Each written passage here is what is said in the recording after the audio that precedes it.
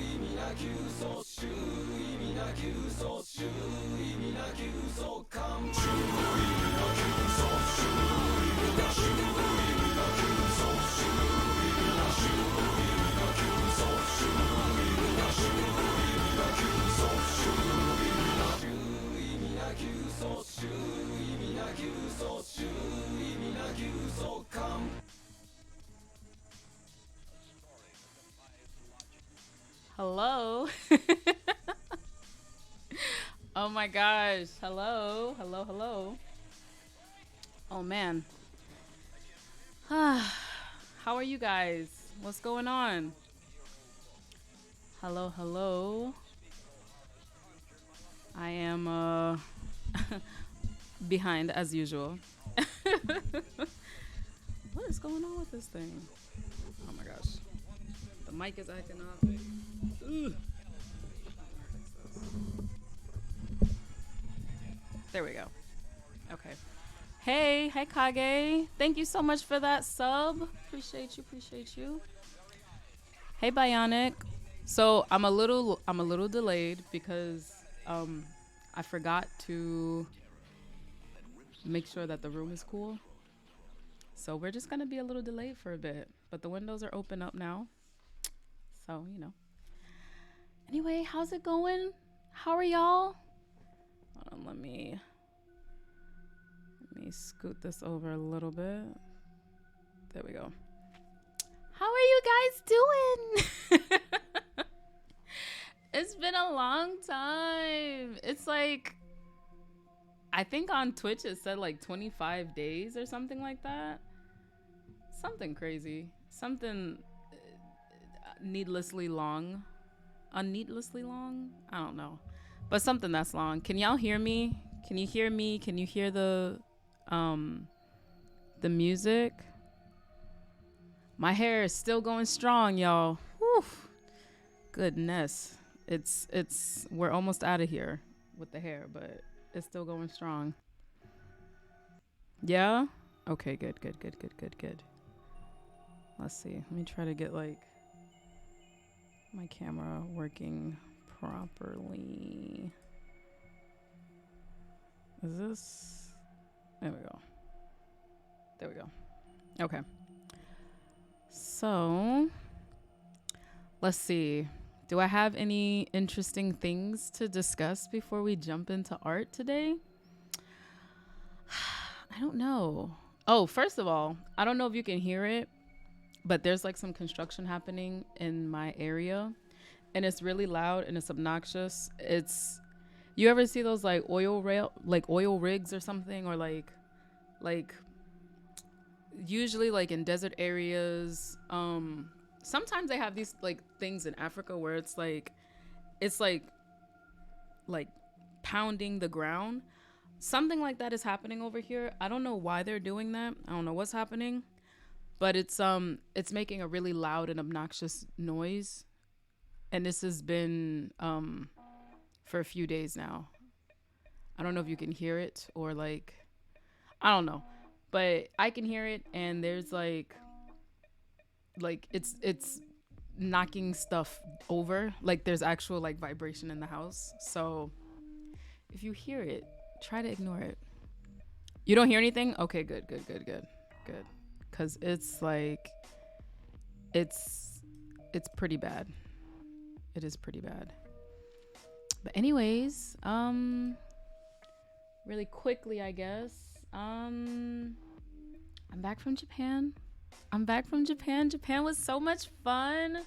I had so much fun in Japan. Stayed for 2 weeks. I made a vlog about it, so it's on my YouTube. I made a vlog about it, so you can check that out if you are interested in seeing the visuals. But I went to Tokyo, Kyoto. Is that get that out of there? Went to Tokyo, Kyoto, Osaka, Nara, Asakusa, and Hokkaido. So Shinji and I were like all over Japan. It was super nice. It was super freaking nice.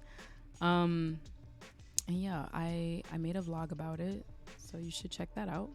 And I'm gonna be making part 2 of that vlog and uploading it this upcoming Thursday.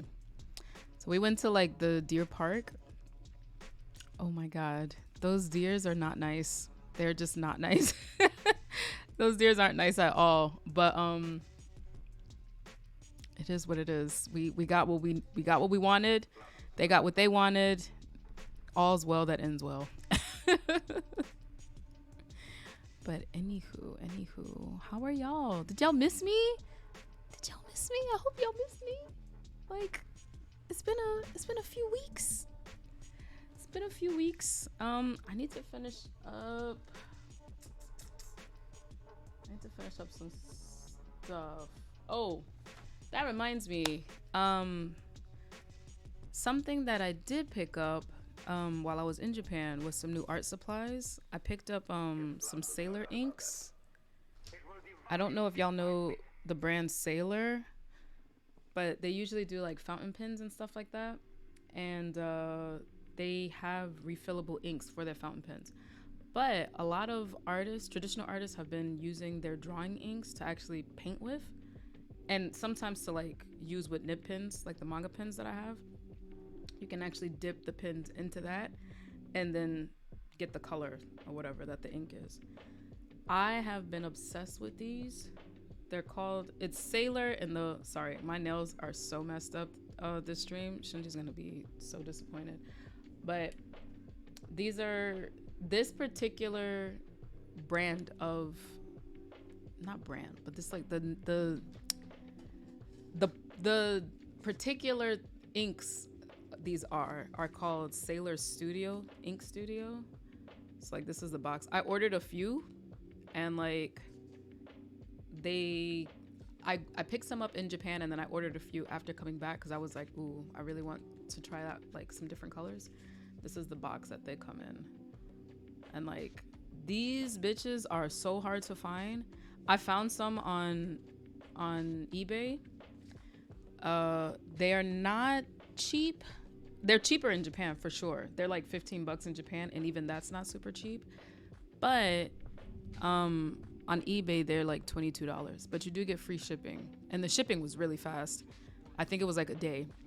And they're in New Jersey, so if you're in the tri-state area. But yeah. Hey Craft, what's going on? Whoa, if it isn't my favorite local black girl manga. Hello Craft, how are you? But yeah, I got a bunch of these inks, and I've been experimenting with like illustrations using them. I can show like one that I did because I haven't uploaded these to Patreon yet. There's one that I kind of uploaded online on IG, but anyway, I'll show you this one. So this one, I think this was just the inks. I don't think I used any watercolors, but like, and this like color is not super accurate because there's like a color filter that's on here. Do I want to take that off? I don't. What I could do though, hold on, I'll show it to you on the top down, because like on the top down it's more accurate. There we go.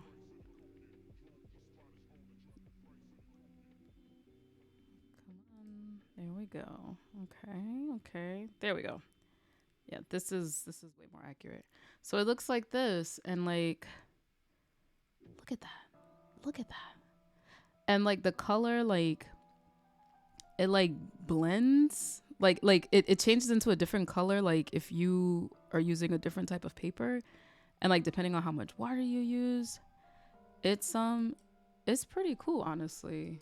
Like, you can't really see it. It's always hard to see like different effects that traditional materials uses like on screens, but it's really cool. So I was following this artist named Draw, I think that's her name on IG. Her name is Jenny, but she goes by Draw. And she was using these inks and like a few other like watercolor supplies, and I was like, some of them I knew and some of them I had already, but these inks, and she got the Kuretake Gansai Tambi graphite colors. Y'all, as soon as I saw her with these, I picked them up and I was like, ooh, I think I can do something with these. So as of now, I'm obsessed with these inks, so I'm gonna probably do some more art with these inks because I'm just like freaking obsessed with them. Good. I was watching your trip through IG and swooning. Happy you're back safely. Thank you, Craft. I had so much fun. I cannot wait to go again. I'm so ready to go back to Japan. It's not even a joke. Like, me and my homeboy Justin went to Essex Market in Lower East Side in Manhattan, and I went to use the bathroom, and like, y'all, it was a mess. There was toilet paper all over the place. I'm not trying to even go into it because like y'all might be eating. It was just nasty. It was nasty, and there might have been some like questionable things that were on the ground wrapped in toilet paper, but we're not gonna talk about all that. And I'm just like, how the fuck do y'all live like this? Like how do y'all live like this? Like, this is not cute. But then New Yorkers like be the first ones to be like, ew, bitch, you dirty. And it's like, bitch, we're all dirty. Like, this is disgusting. Why are we living in squalor like this? This is nasty. So yeah, and he's been to Japan I think a few times before. Definitely once before for sure. But he was like, yeah, that reverse culture shock is real, isn't it? And I was like, it is. It really is. Like, this is disgusting. This shit is gross. Tired of it. I'm ready to leave. I love my city, but I'm ready to go. Cause that I can't do it anymore. I can't do it. Plus they had bathrooms in the train stations, which is like, how? You just don't have bathrooms in the train stations in New York City. Like, we have bathrooms, but them shits, I want to say like 98% of the time are closed or not accessible to the public. I feel like those bathrooms are just like the transit workers just use them as like their own personal bathrooms, even though they're like stalls. So I don't know, but I'm ready to go back. I'm ready to go back. Craft, take me back. Take me back. Okay, so enough daydreaming, let's get to work.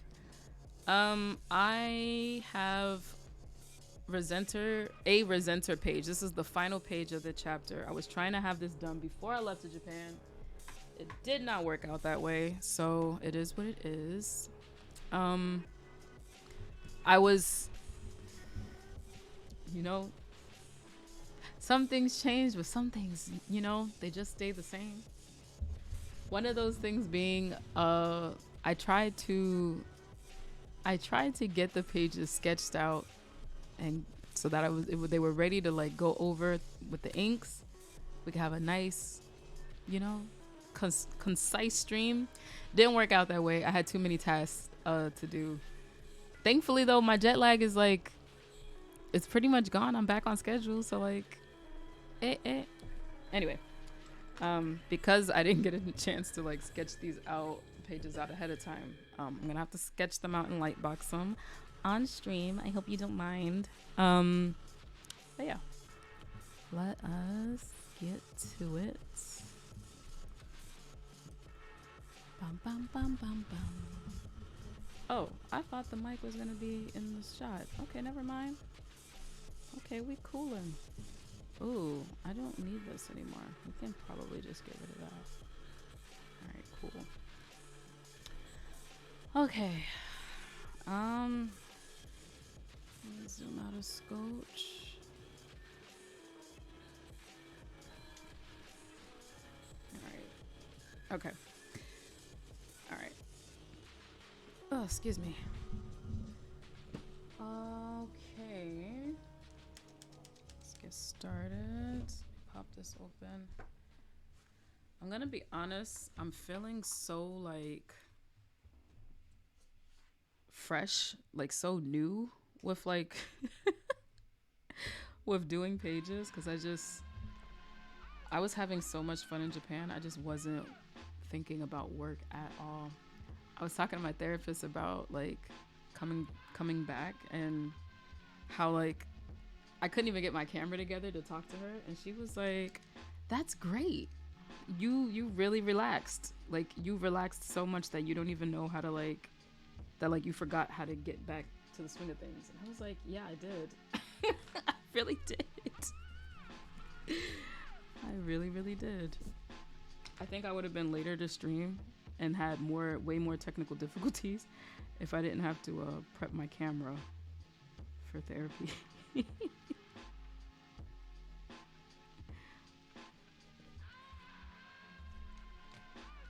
But yeah, I am feeling a little like, I don't know, a little green or something. And the thing is that I was drawing while I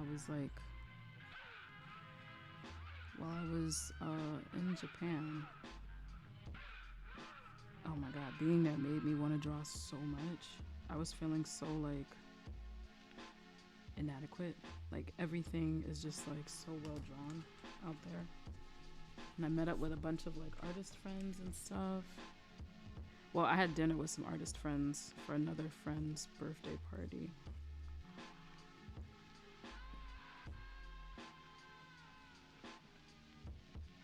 And that was pretty cool.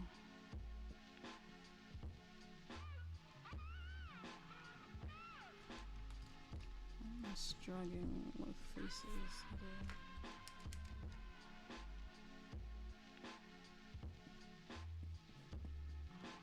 What have y'all been up to while I've been gone? Y'all watching anything? Reading any new manga or anything? What is this song? I can't hear it super well. I can skip it. It was sounding a little what do you call this? It was sounding a little industrial-y, metallic-y. Can skip it. Where's the other playlist? Okay. There we go.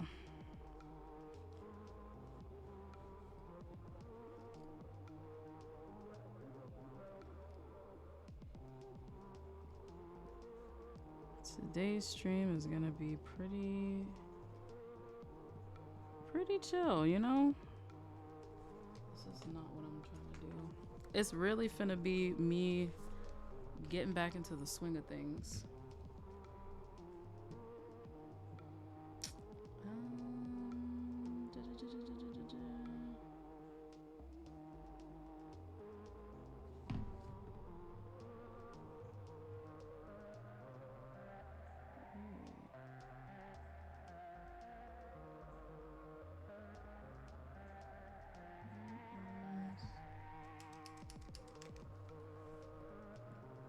Y'all, I got this pen in Japan. I mean, this pencil that I'm using now. It's another Pilot shaker.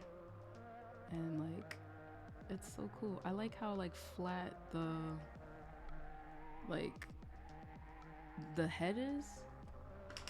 The other pencil doesn't look like that. Like the top is different. I don't know. I kind of like this a little bit. I don't know. Hey, Gothic Lolita Angel. How's it going? How you been?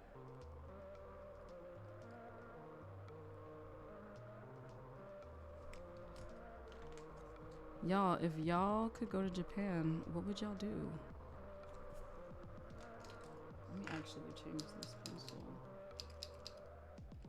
Let me put this on.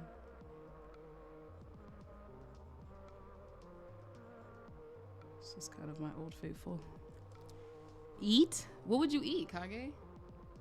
You have any particular Japanese food that you like? Any favorites?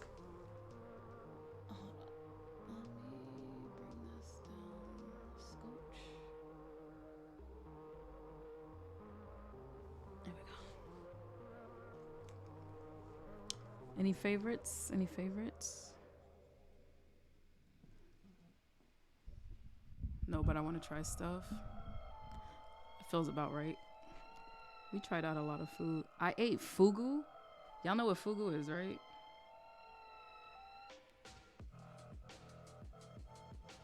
I ate fugu, and I swear, like 10 minutes into having eaten the fish, like the sushi, I started having doubts. I started having regrets, yo. Oh my gosh. Other than ramen, I haven't really had much Japanese cuisine. Do you eat a lot of fish, Kage? Not my hands being like dry. I just washed these bad boys. We had we have fugu. So fugu is like puffer fish, and the organs of the puffer fish are toxic for humans. It has like really rapid poisons. It has poisons that can like kill you really rapidly. So if you don't clean the fugu properly, and like if you don't cut the like organs and stuff out, you could get sick and die. But like they say it's considered like a delicacy in Japan. So, you know, Shinji was like, we saw I don't know if y'all ever seen the YouTube channel Palo from Tokyo. We watched Palo from Tokyo all the time in the morning while we're eating breakfast together. And like Palo from Tokyo, he does a lot of videos of like small business stuff in Japan and like a day in the life of like people in Japan, like how they do mechanics in Japan, or how shops are run and certain things are done. And we had watched like a day in the life of like a fugu specialist chef or some shit like that. And ever since then, Shinji's been like, ooh, I want to eat fugu. And I'm like, okay, cool. And we went to the sushi spot, and sure enough, not just him, but we both had some fugu. And I was kind of like, yeah, I was regretting it. 10 minutes in, I was like, this was a mistake. This was a mistake. No, it makes me sick. Fish makes you sick? You could always eat like meats and stuff. They got plenty of meats. Hold on. I don't know why this camera. I don't know if it's just because it's zoomed in, but yeah, there's plenty of meats in Japan that you could eat, or veggies. Outside of just fish. We ate a lot of fish, actually. We ate a lot of sushi during that trip. And I'm okay with fish. I'm okay with sushi and like sashimi. But I'm weird, right? Like I have this thing where I don't like a lot of soft textured foods. I just don't like to eat a lot of soft textured foods. There are some soft textured foods that like I'm okay with. Like avocado I can eat. It does depend on how soft the avocado is though, low key. Because if the avocado is like it's aged a bit and it's a little too old, it's just not gonna go down very well. But I can do a lot of soft textured foods.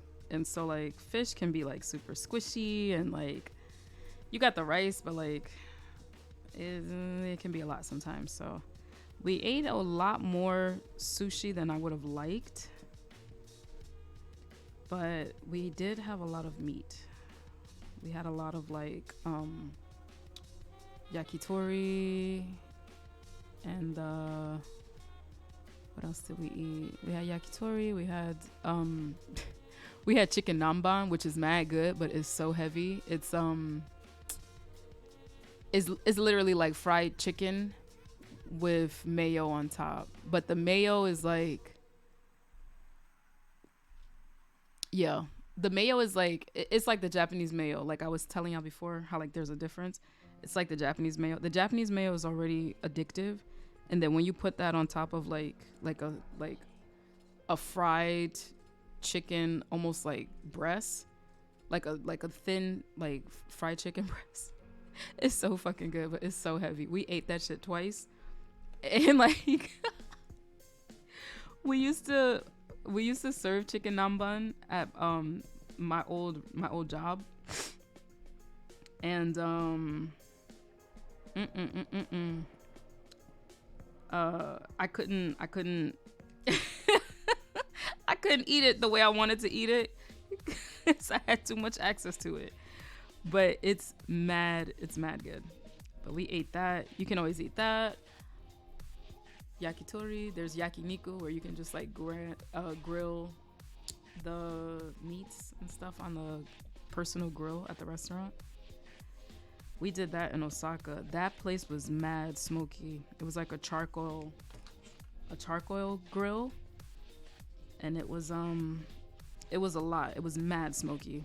They even give you like plastic bags to put your clothes away in, because they know that it's finna be a wild time.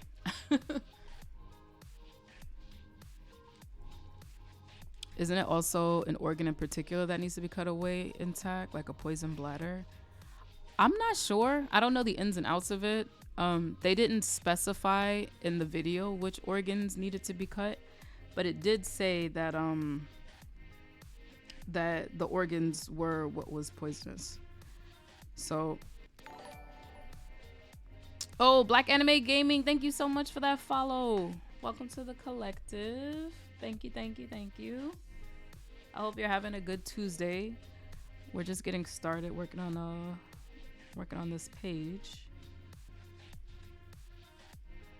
But yeah, I don't know actually if there's like a specific organ. Like if you're cutting the fish, like if you puncture it by accident and like the rest of the meat gets contaminated. I don't know if like that's a thing. That's actually kind of scary now that I think about it, because like that could have happened. That could like have been a thing, and like we didn't know and we still ate the meat of the fish. Like that's kind of low-key terrifying, not gonna hold you. But we were fine. Would I eat fugu again? Probably not. I didn't like the taste of it as a fish. It was a little too chewy for me. It tasted like squid. If you've ever had squid before, then you know. What's going on? What's going on? Howdy, howdy, howdy. Sit around, get cozy, get your snacks. But yeah, it was too chewy. Yeah, I don't know if y'all have had squid before. Squid is really chewy. It's not something that I would it's not really something that I would be eating like that. I do love octopus though. Octopus is good. Octopus and squid are very similar. I feel like squid is a little more chewy than octopus, even though octopus can be very chewy. But there's more grip to octopus, whereas like squid is just you chewing for forever. That's how fugu was like. Just chilling, getting some work done. Okay. Cool. Squid slabs if made right. True. But like, yeah. I've had some decent squid dishes, but like, fugu and squid taste too similar to me. And I don't like too soft. I don't like too chewy. So I didn't need the fugu to be too soft, but it damn sure didn't need to be as chewy as it was. Like it was way too chewy for me. More grip. Yeah, like squid needs more grip to it. Like there's nothing to hang on to. You slipping and sliding. It's a chew fest. It's constantly chewing. You get lockjaw messing around with squid, bro. What else did we eat though? Oh my god, we had so much ice cream. I gained so much weight on that trip. So much weight.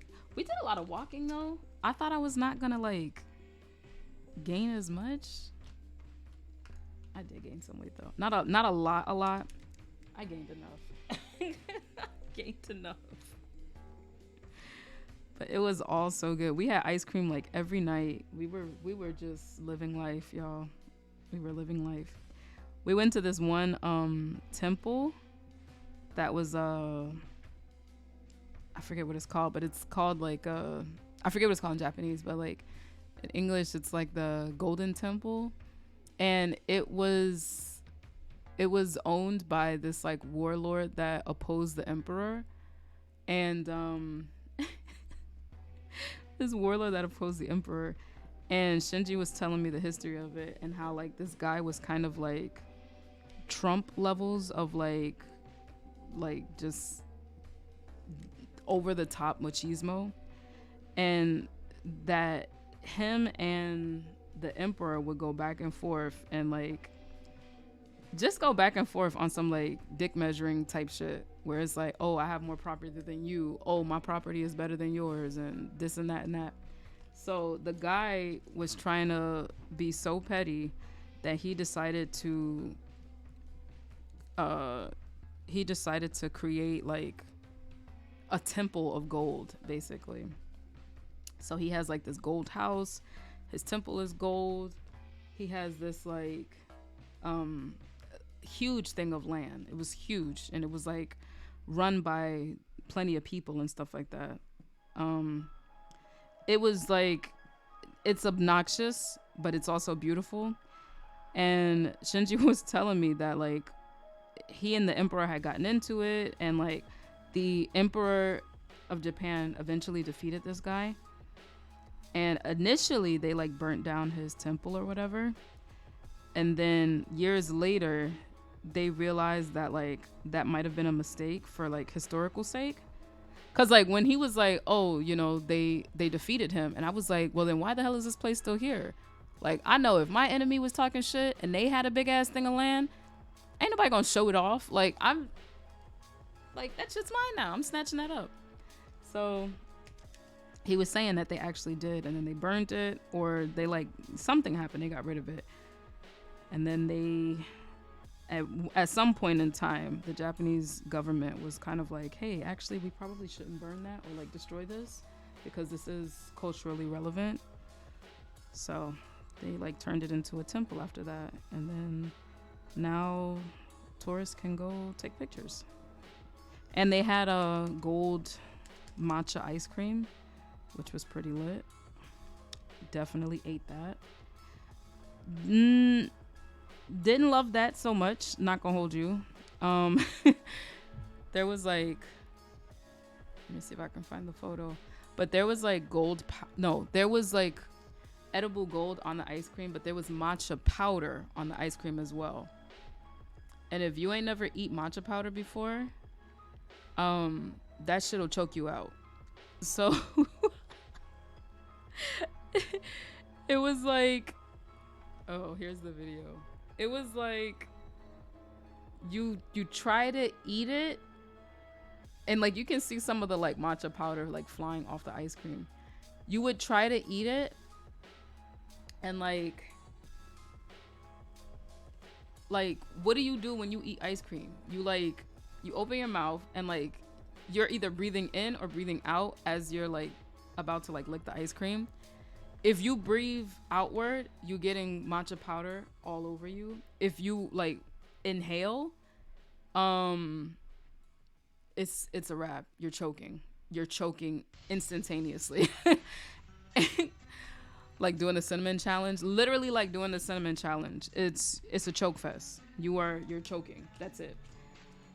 And if you try to like lick the ice cream like a normal person, the powder with the ice cream like gets into your mouth, and before you can kind of like mix everything together inside your mouth, you're already like inhaling the powder, so you're choking as like the ice cream and the powder is in your mouth. It wasn't pleasant. They give you a spoon to like eat the ice cream with, and like that works, but it's still the same issue. So like it wasn't that fun to eat. It was a lot going on. It was just a lot going on. So it wasn't my favorite thing, but you know, the ice cream was still pretty good. It was doing what it needed to do.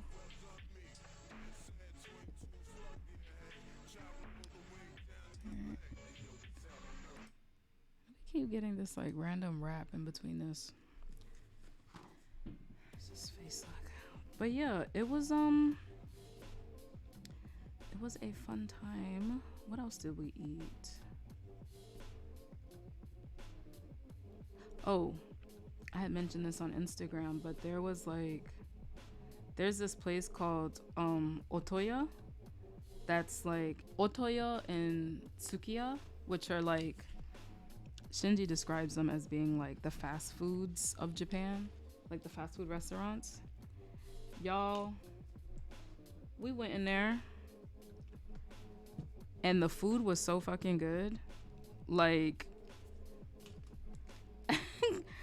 I hate to say that, like, that was some of the best food that I had eaten in Japan, but like that was some of the best food I had eaten in Japan. Like, it had no business being as good as it was. Like, no business whatsoever. Especially if it's like the fast food of Japan. It was mad good. We had Shinji had like a hamburger steak kind of hot plate with rice, um uh a poached egg, and I think some vegetables or something. Y'all, his hamburger steak was mad good. And then I had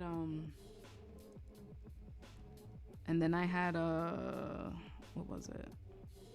I had like I had karage, so I had fried chicken in like a sweet sauce. Oh my goodness. Let me see if I can find the photo of that one. That shit was delicious, bro. Oh my god. It was so good. We went to Otoya again and got a second helping before we left. That was our breakfast. No, that wasn't Otoya. That was our dinner. That our last night in Japan, that was our dinner that we ate. It was so good. Oh my god. Oh, here it is. Here it is. Look at this. Look at this. It was so good. It was so good. Oh, delicious. Oh my gosh. Like like look at that. They give you miso soup. They give you mad food. Look at that. Just look at it. Look at it. Oh my gosh. I'm having flashbacks, you guys. I'm having flashbacks. It was so good. I'm ready to go back. Why don't they have Otoyas in America? It's not fair. It's actually not fair. It's actually not fair that they don't have Otoyas in America. It's not right. You know why? Because Americans can't have nice things. We just can't have nice things. It's so good though. Definitely recommend going to Otoya. Otoya and Sukiya. Sukiya was mad good. I had an eel bowl in Sukiya. Like a eel over rice. I don't know if y'all have had eel before, but eel is freaking delicious. I don't know why I love eel so much. Eel over rice is delicious though. It's typically like a summer dish in Japan, but you can get eel over rice if you know where to go. And they had eel over rice in Hokkaido, which eel over rice is not like local to Hokkaido. I think I asked Shinji because like certain areas have like their own like specific dishes.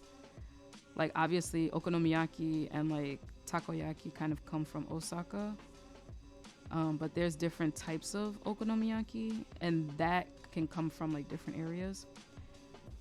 But with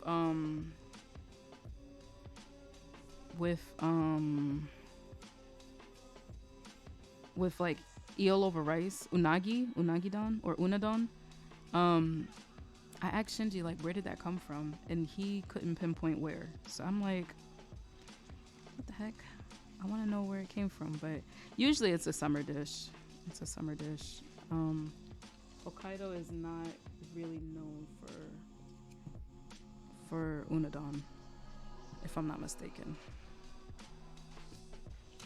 But even at the fast food spot, they had some unadon at Sukiya, and that shit was good, man. Oh my goodness. Oh my goodness.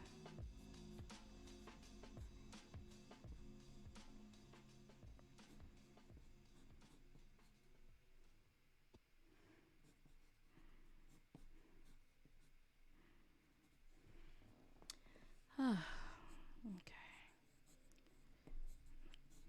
Alright, I need to figure out.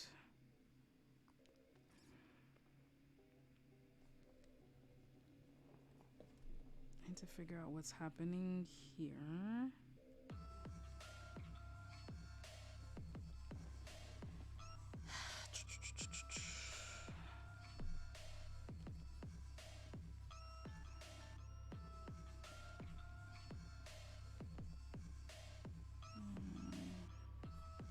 What else did I eat?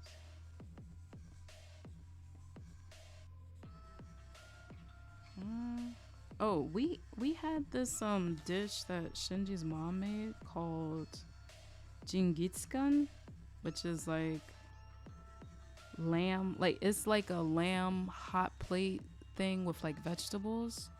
Something that I'm learning a lot about like Japanese cuisine, or at least like house cuisine, like stuff that you make in the house. This is not just like with Shinji's family, but like with other Japanese friends. Like there's like one main dish that you make and then everything else is like leftovers. I feel like Koreans do that too, but I'm not sure. But it's just like you got one main dish, all the rest of these bitches is leftovers. But we had like, and then it's like leftovers with like vegetables. So we ate jingitsukan, and like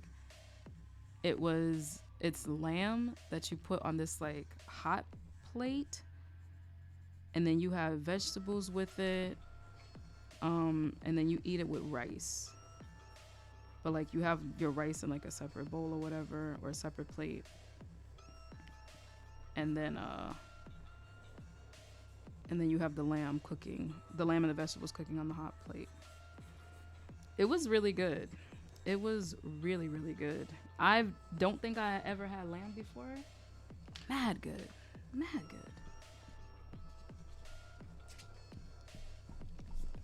I think, what else was there? There was like a sauce that they had with it. I don't remember what that sauce was. I'll have to ask Shinji about it. But apparently there's a restaurant in New York City where you can have jingitsukan, but I don't remember the name of it. Shinji and I were supposed to go before we went to Hokkaido, because I had just wanted to try it, and he had wanted to eat it because he was starting to feel nostalgic, but we never had a chance to actually go. So now I'm kind of like, I want to try it out and see if it's as good as like what his mom made. It probably won't be, but you gotta, sometimes you just gotta check and confirm for yourself what you already know.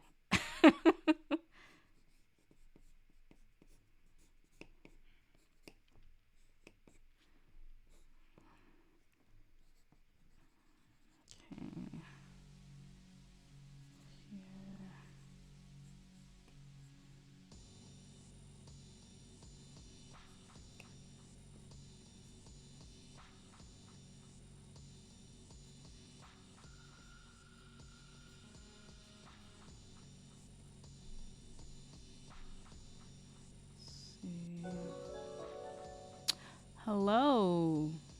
Look who's back again. 11111111 Gigimu Collective, Gigimu Collective, Gigimu Collective, Gigimu Collective, Gigimu Collective, Gigimu Wing, Gigimu Wing, Gigimu Wing. Hello, Zay. Thank you so much for that sub. Thank you for the 22 months in a row. Let's go. That was a spooky let's go. Sorry. But thank you so much. Thank you so much. How are you? Wum. How are you doing? I saw that little donut animation that you did in Blender. I was like, my mouth is watering. I am salivating. Bring me that donut right now. Oh, that's another thing that we ate in Japan. Mr. Donut. We had Mr. So like Mr. Donut, Shinji was saying Mr. Donut is like Japan's version of like Dunkin' Donuts. I don't necessarily think that that's true. I feel like Mr. Donut is probably Japan's version of Krispy Kreme. Mr. like Dunkin' Donuts is not like fancy. Mr. Donut felt fancy, but maybe it was just because it was new for me. But we had Mr. Donut. Y'all, Japanese donuts, they're okay. They're okay. The dough tastes different. Not bad different, just different. Something that I'm liking a lot about Japan too is like a lot of their sweets aren't very sweet. There's a sweetness, but they're not very sweet. I don't know much about like sweets outside of the US, but US sweets are fucking sweet. Like they're really, really like obnoxiously sweet. I have a sweet tooth, and even for me, some of the stuff in the US is too fucking sweet. Like some of the ice creams, and it's a lot. So having stuff that has sweetness but is not like overwhelmingly sweet is really nice. So the dough for the donuts is not overwhelmingly sweet. It is like, it's good. It's good. I think for people who are like expecting that overwhelmingly sweet like taste, might think that the donuts are a little bland. I didn't find that they were bland, but some of the texture of it was like a little weird for me. The texture was a little too light. Like, I don't know. It's so hard to describe, but it's definitely different. All is well. I'm now looking into making a cup of coffee next. Let's go. Are you going to have the coffee like spill out the cup? Because that would be kind of cool. Or do you think your computer might break down? We're not trying to have it like combust. So, you know. Let's see.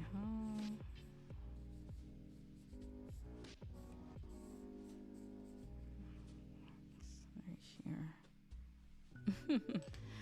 I'm just saying. From what he was saying, it sounded like his computer might combust. But yeah, Mr. Donut was like, it wasn't bad. I don't wanna make it seem like it was bad, because it was good. It was just different.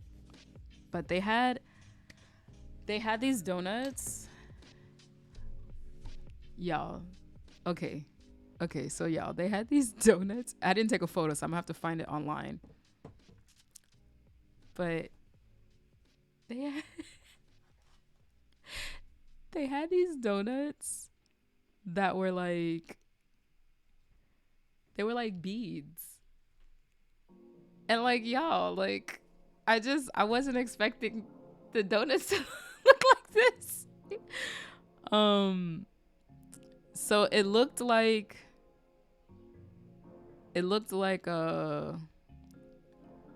hold on, let me see if I can find it. Mr. Donut, green. No, matcha, that's what it was. Matcha donut. But they had these donuts that were like beaded. And they look almost like, oh, it's a mochi donut. Okay.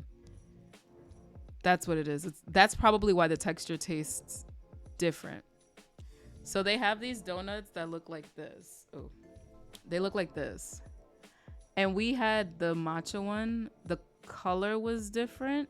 I mean, well, no, the color was the same. I don't know if this is exactly the same thing, because I saw the matcha and this one up here, but I didn't see the other three over here. They're really good. The shape was a little concerning to me, because I was like, this looks like a kid's toy or something, or like this looks something that, like, I don't know, something suspect. It looks a little suspect. You know what I mean? Like, it looks a little suspect, a little bit. Mochi nuts. Got like 3 mochi nuts. Is that what that's called? Mochi nuts? I mean, I think it's a mochi donut, Kage. That's what it says on here. Apparently, you can like make your own. I didn't know there was such a thing as mochi donuts though. That's kind of surprising to me. But yeah, this is wow, they have recipes on here and everything. But this is the donuts that we ate. The matcha one was actually really good. Like I said, the shape is a little weird to me. It's cute, but it's also like I don't know. It's just weird. It's just weird. But it was cute. There's a franchise called Mochi Nut in the US. That's oh snap. I didn't know that. The texture is different though. It's different. They look like bangles low key. Oh yeah, they do look like bangles. They definitely do. Like bangles or even like those like flower hoops that they used to wear in the 60s. The churro ones are my favorite. Oh man. I didn't know that this was like a thing out here too. Hold on, let me check this out. Mochi. Oh wow. There's a spot in Brooklyn. Oh shit. Should I go? We might have to go, y'all. Chow, look at this. We finna go. We're finna go. Look at that coffee. Look at that coffee. Is that mochi nut donut boba? Look at this. Okay, we might have to go. We might have to go. There's rice dogs. Oh, I don't know about that. That seems like a lot. But I'm down for a mochi. What is this? I don't know what that is. Do y'all know what that is? I don't know what that is. Too many toppings. Word. What's up? What's up, Wolf? What's with all this nut talk? I'm dead. Sir, we are talking about sweets and pastries. Mochi Nuts is a wild ass name though. I'm not gonna hold you. Too many toppings. Oh, they're Korean hot dogs. I've never had that. What is that? Like, what? How is that? This looks weird to me. Is there cheese in there? Like, what is this? I don't know what this is. Y'all said it's Korean hot dog? Like, what's around there? I have no clue what that is. It looks like cheese, though. People put a bunch of stuff as toppings and think it's supposed to taste good. Facts. It has cheese and potatoes. Oh! What about this? Is this also potato? Is this like the flaming hot Cheetos like mix? Like, what is that? I don't know what that is. Look at y'all teaching me, because I did not know that this shit even existed, nor did I know what Korean hot dogs were. Korean hot dogs sound better than our hot dogs, though, not gonna lie. It is hot Cheetos, I was right? Because y'all know I was fucking around, right? This is really hot Cheetos? Oh, snap. This is a wild photo. We're not gonna talk about that though. I think I might check this place out. Ooh, I had boba the other day with my friend Justin. Oh my gosh. That thing was delicious. I haven't had boba, milk tea boba in so long. I hear great things about Korean hot dogs. I'm hearing great things now. I think I might have to check it out. This might have to be a thing.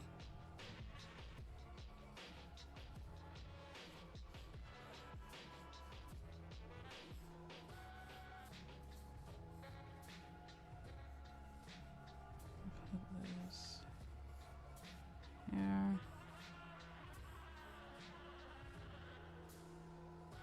That sounds delicious. Potato and cheese, Lord. I don't know what kind of cheese it is though. They got ice cream in there too. In the hot dogs? People just be doing anything, bro. They have a seasonal creme brulee one. A seasonal creme brulee mochi nut. That sounds delicious. Oh, they're big. I thought they were smaller. Smaller mochi nuts sound like they might be kind of lit, to be honest. Like little slider donuts. Kage said, just give me the dough.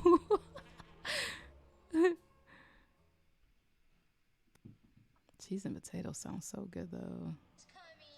They be getting freaky with them Korean hot dogs. Not Lay lurking right after that. Not Zay. I said Lay. Not Zay lurking right after that. At the store, they sell ice cream. Oh, I thought you meant that they mix it with you know what I'm trying to say. Because I was about to say that's doing a bit much for me, but yeah, I saw in here that they have ice cream. Wait, oh gosh, Black Anime Gaming. Should I just call you Black? What should I call you? Because like Black Anime Gaming is a hell of a name. You know what I'm saying? Oh yeah, donut and hot dog. There we go. Are you in Queens or are you in Brooklyn? I feel like you said so earlier, but I think I missed it.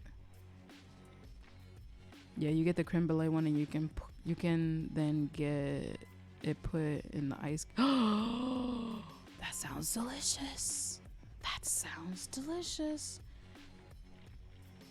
Okay, I want to go to the one where you can get the creme brulee and put it in the ice cream. Where is that at? I need that address. ASAP. Cause this spot that I found is in Brooklyn.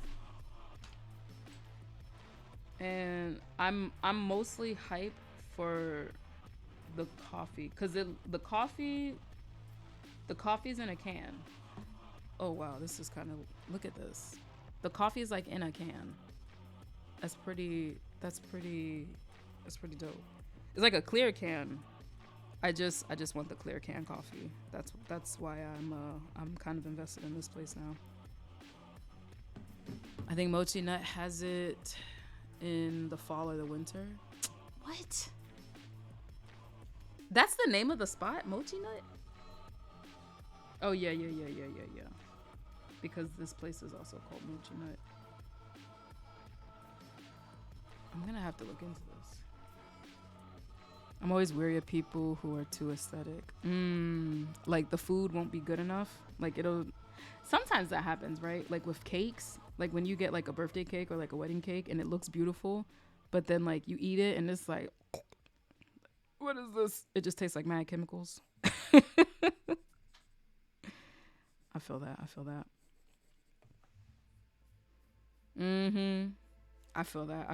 What you mean is exploit Sahara by extracting its advantage. There are other spots that sell mochi nuts, but the mochi nut store is the most popular. Ah, okay. So what you're saying is, look up mochi nut. Ooh. I was not trying to get the voice activation going. Mochi nut. Damn, yo, I'd be so late to stuff. I hate this. Let me save this. Want to go places. Bow. Where's some of these other ones? There's a Fort Lee mochi nut. Of course it is. There's mad Koreans in Fort Lee. Bayside, there's also mad Koreans in Bayside too. That's pretty standard. Montclair. What is this one? Ooh, that one with the like the buttercup on it. What's that? That looks delicious. That one with the Oreo looks like a bit too much, but okay, this is the same spot and they have the same coffee. Clear. Okay, I know I'm in the right spot now. I'm gonna have to come here. Clearly, gonna have to make a thing of it. Look how they have the coffee cups. Y'all, this is freaking adorable. And they have like little like cookies on top. I'm going here. I'm going here and I'm gonna take all the photos. Oh, this particular one is like an hour away. I'm not doing all that. But now that I know the chain, I will be out. I will be out in the streets. That's what these things are. I've seen those Korean donuts and I had no idea what the hell those things were. I've seen those at in the city. There's this event called Japan Fest that happens throughout the year. It usually starts in the spring because they'll have like vendors, and it's an outside event. They have like food vendors and like just different people out and about, and like they will have different food vendors, usually Japanese, but oftentimes just like Asian food. So they'll have like bao, they'll have like the pork buns, whatever.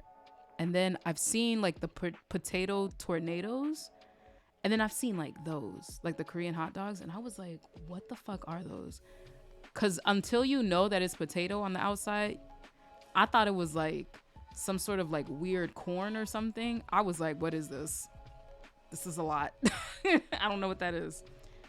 But now that I know that it's potato and cheese, I might have to pick some up. Food reviewed for the vlog, right?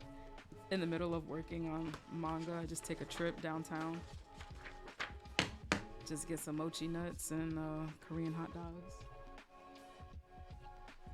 Lord of mercy. All right. Y'all, I'm not gonna hold you. I haven't used a G-Pen in so long. I'm so excited to start G-Penning. Start G-Penning again.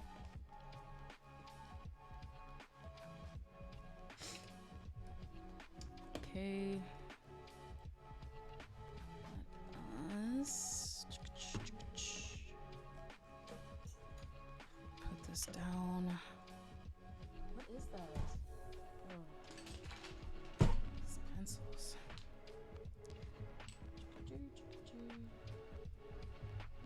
You know what I might have to start doing?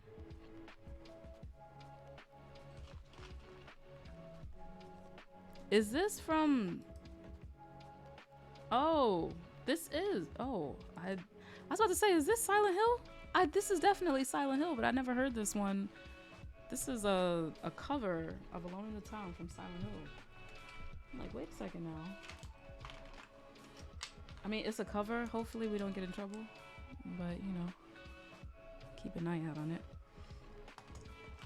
All right. Let's get started. You know what I've realized? I might have to lift this back up because my chair is too low.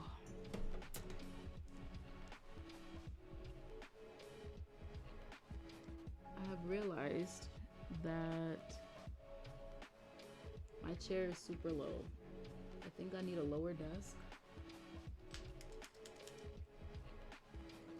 I need an either a lower desk or I don't know. I need to put some extra cushions or something on my chair.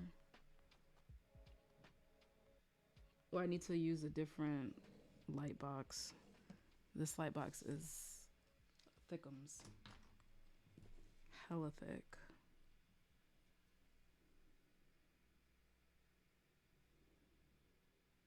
Who are you? Who are you? Who are you? You really are a witch. Who are you? Who are you? Who are you?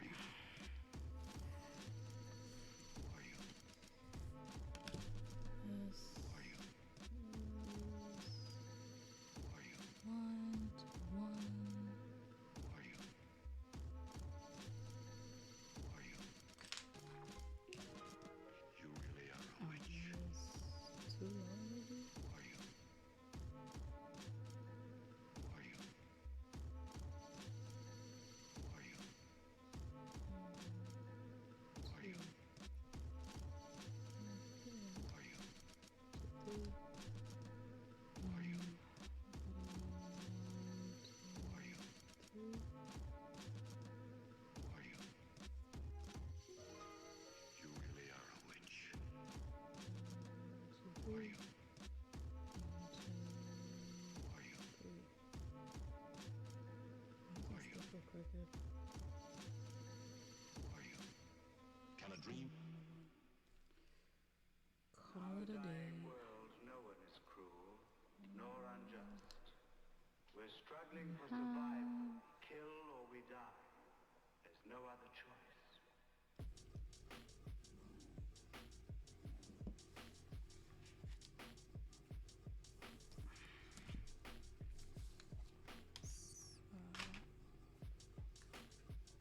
Okay.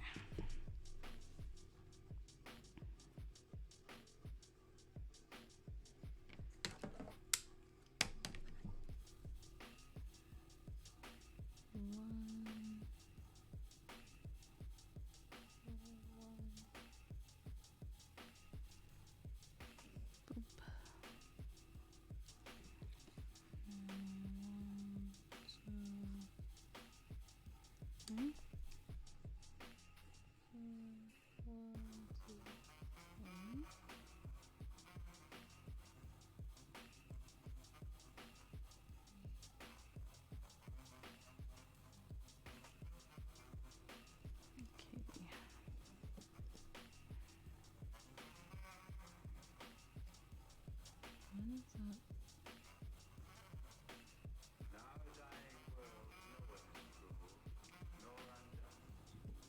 We're struggling for survival, kill or we die. No other choice. Now a dying world, no one is cruel nor unjust. Struggling for survival, kill or we die. There's no other choice.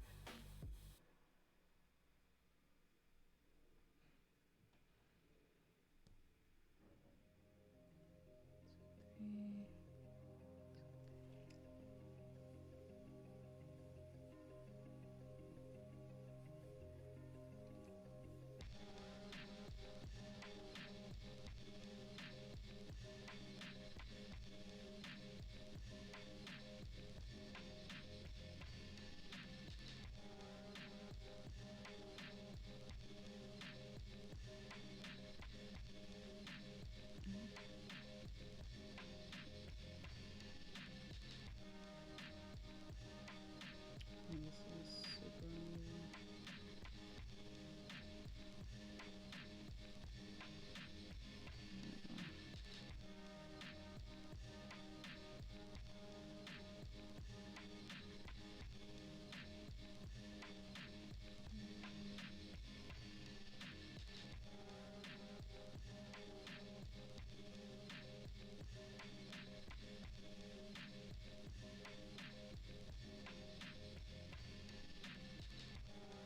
Okay.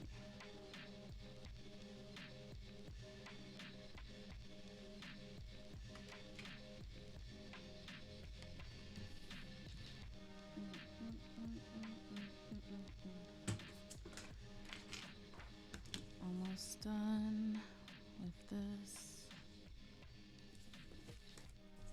Surround. Actually, I don't know how I was doing this before on this chair, because this chair is way too low to like be able to see anything.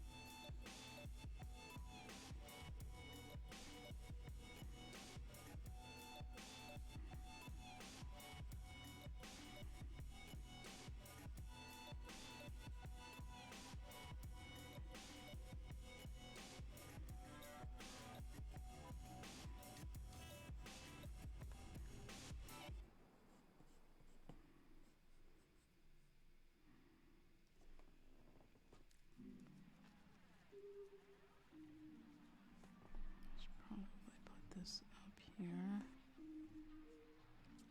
This goes back here, right?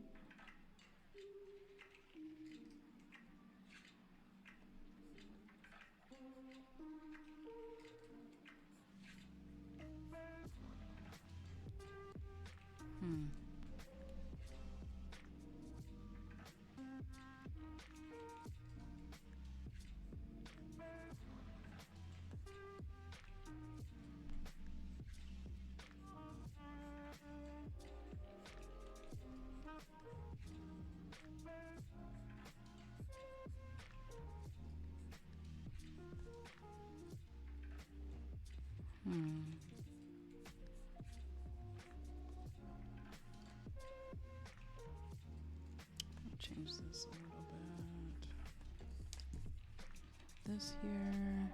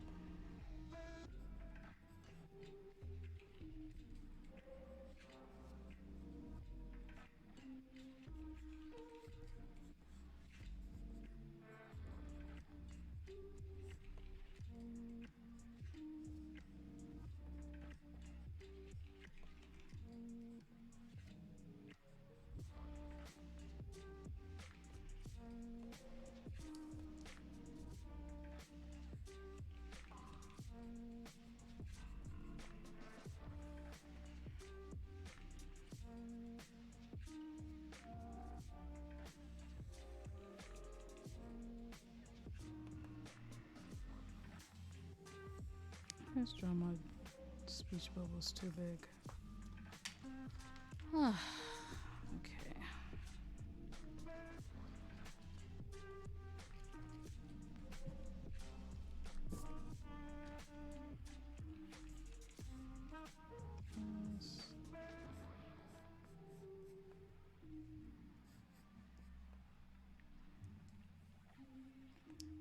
This can probably stay here.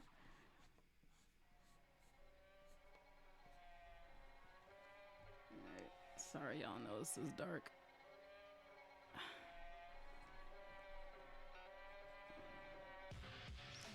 I don't know why this, like, there's a light being pointed at the camera. Why isn't it lighting up?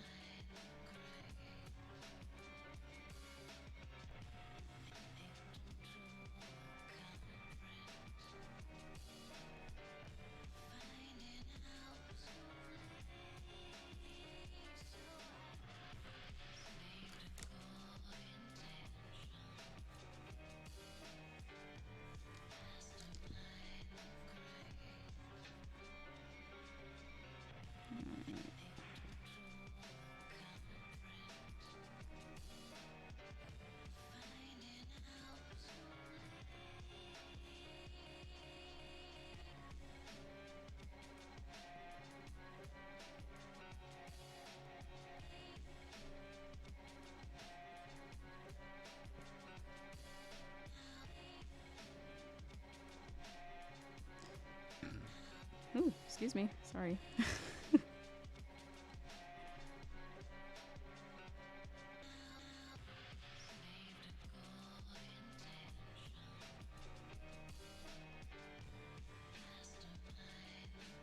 Okay, that's done.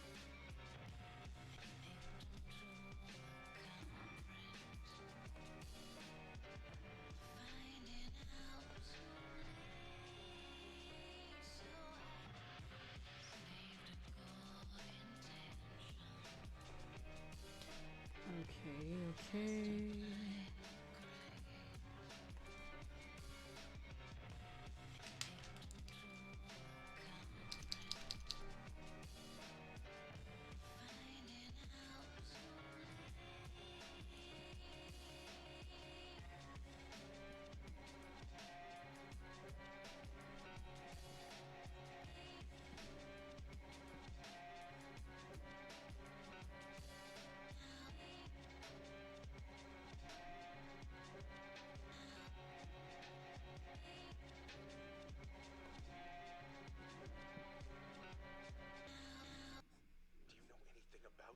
song? It was recorded right after Paula Bell died. You understand what I'm saying, right? She was already dead when she sang this. There's no title on the jacket, but this has to be it. The music has bizarre intonation, and the singing is almost disinterested. I heard rumors of its existence. Now I've heard it. Okay.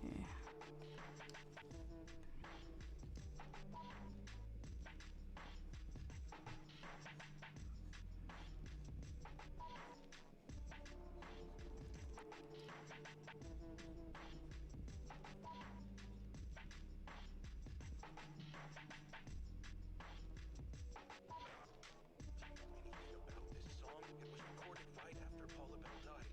You understand what I'm saying, right? She was already dead when she sang this. No title on the jacket. This has to be it. The music has bizarre intonation, and the singing is almost disinterested. I heard rumors of its existence. Now I've heard it. A song from beyond the grave.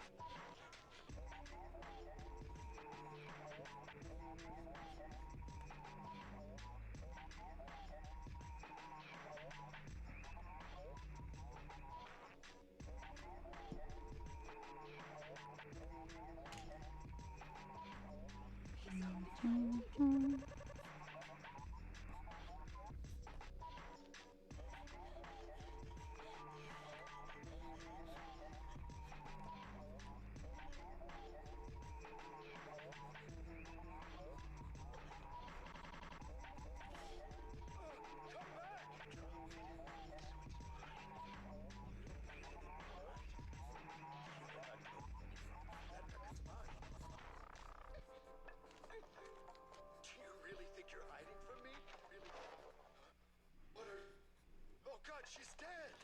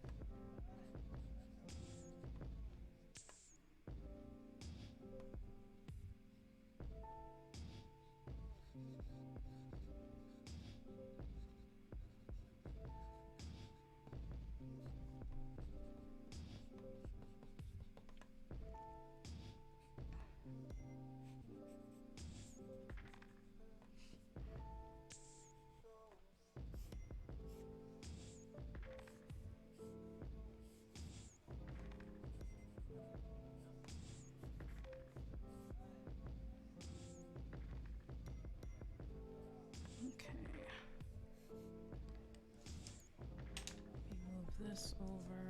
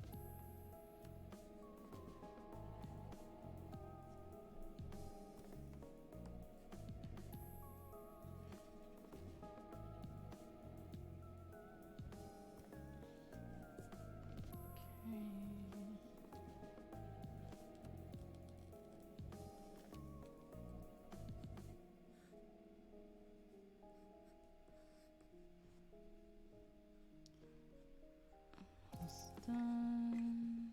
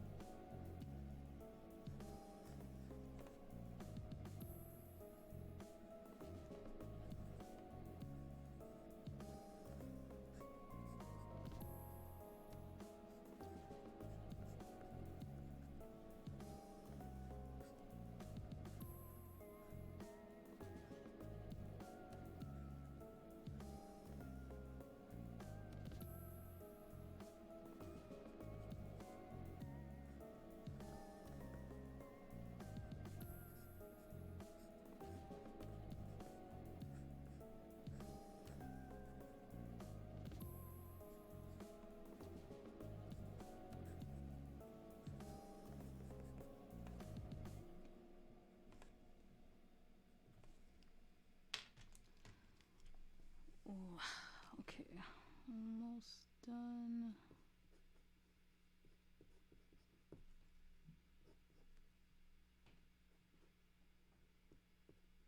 Now, your local forecast. Accurate, up-to-date weather information for your neighborhood. Only on I might have to change this expression. It's not really giving the kind of horror that I'm trying to get.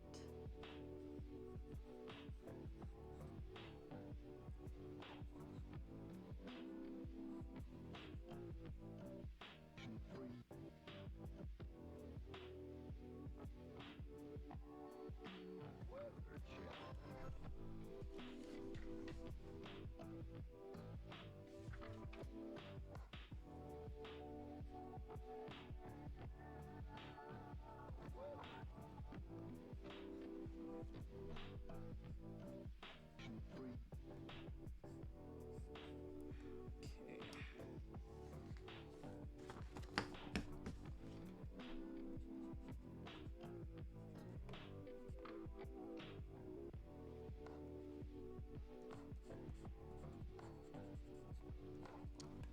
Okay.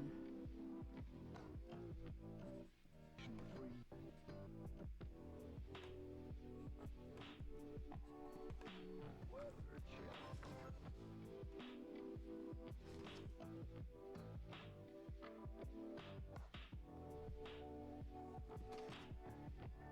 Weather.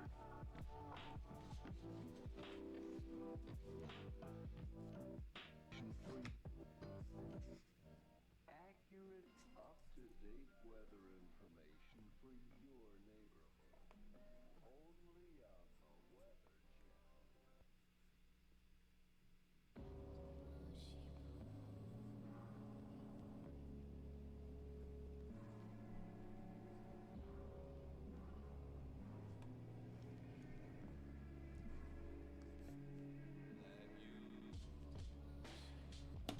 Okay, finally.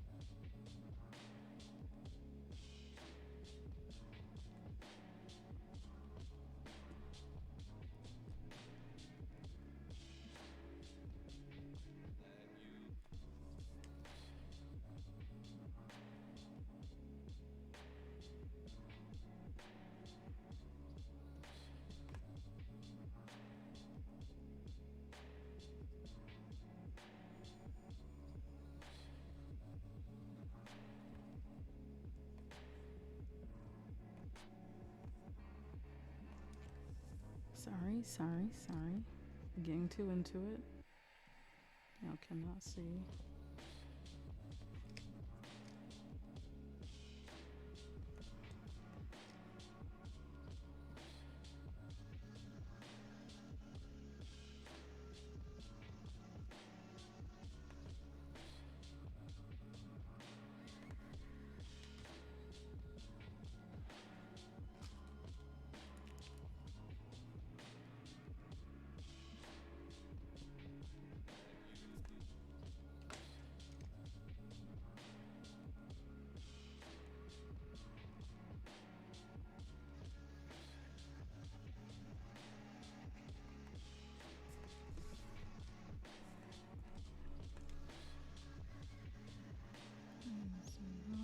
Okay.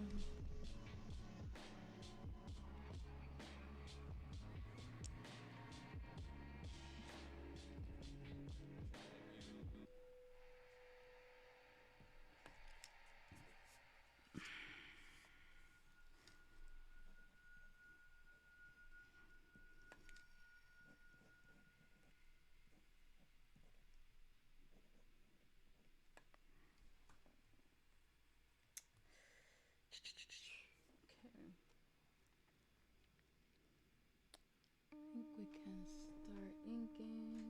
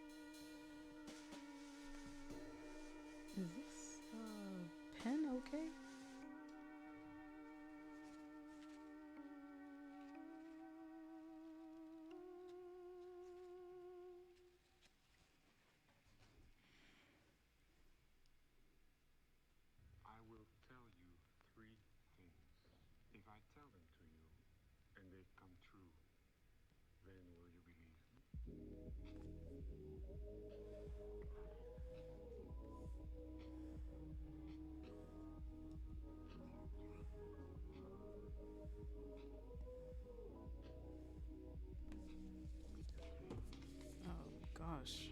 Damn, these lines are thick. This pen is like. This pen is like broken.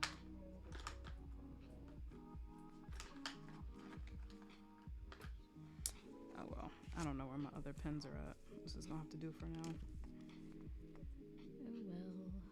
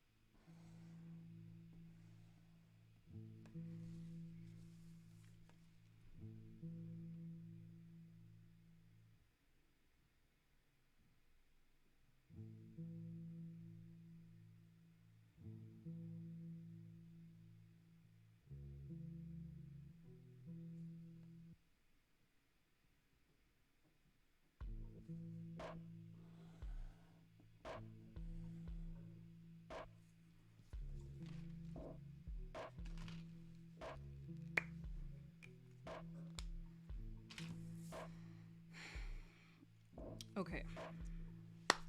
I think I'm gonna start inking.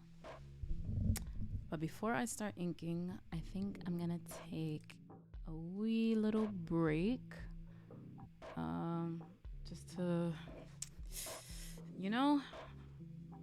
get the blood flowing. And in the meantime, I'm gonna play. What are we playing? Let's play some manga. How about that? So I will be right back. とな高橋勉作品だなってね、やっぱりちょっとそこはやっぱり憧れがありますよね。たかがいたずら書きだから基本。もともとだから僕は子供の頃いたずら書き落書きで楽しいって思ってたことをあの気持ちを本当にだから消したくないですよね。そうですよそうですよ。今だって帰って楽しいですもん。でも確実に可能性は広げたよね。本当そう思う。不完全だと思ってるからなんかこう完璧なもん書いてみたいですよね。最後に書けたなと思うことが来るのかどうなのかってね、死ぬ1日前かもしれないし、そういうふうに思ってないとそこにはいけないです。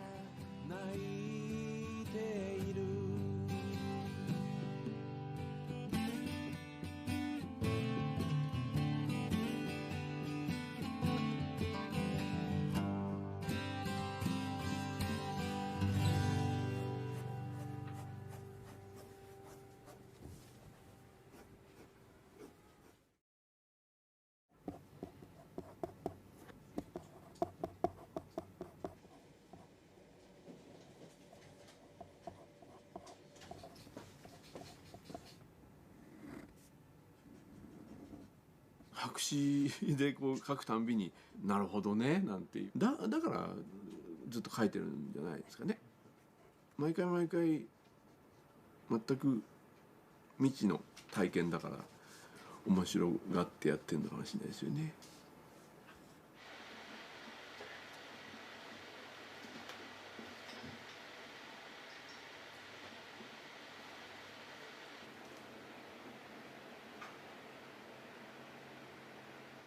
思わぬことが起こると面白いですよ。こんななんだみたいな自分で驚けるっていうね、不確かなところを生んでそれも楽しんじゃうっていう。そうしなかったら飽きるだよ。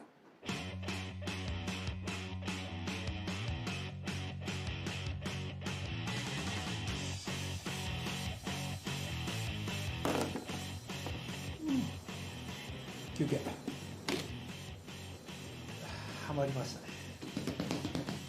ガシャガシャってやってみて、面白い風になったらもうそれ粋なんですね。常にこう楽しもうとしてますね。いや本当に弟子入りさせてくれる。ワン、ツー、スリー、マンベーマンベーマンベーマンベー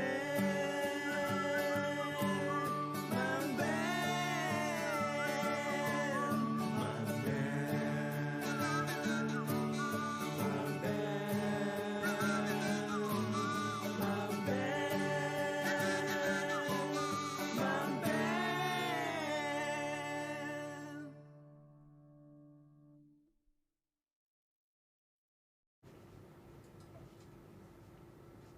まんべん、小さなペン先から壮大なドラマを生む漫画家の仕事場に迫るこの番組。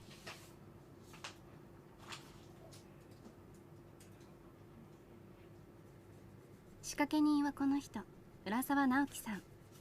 数多くのヒット作を手掛けてきた漫画家です。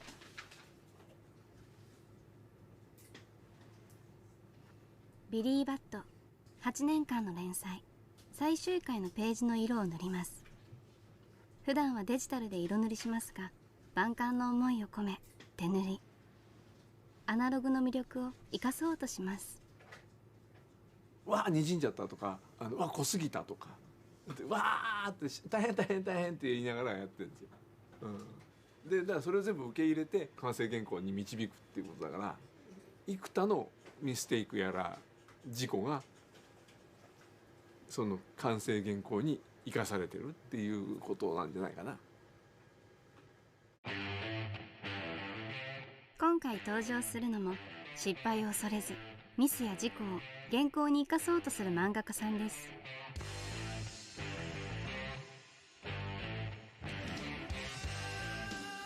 高橋勉さん、人の心に突き刺さる強烈な絵柄で物語を生み出してきました。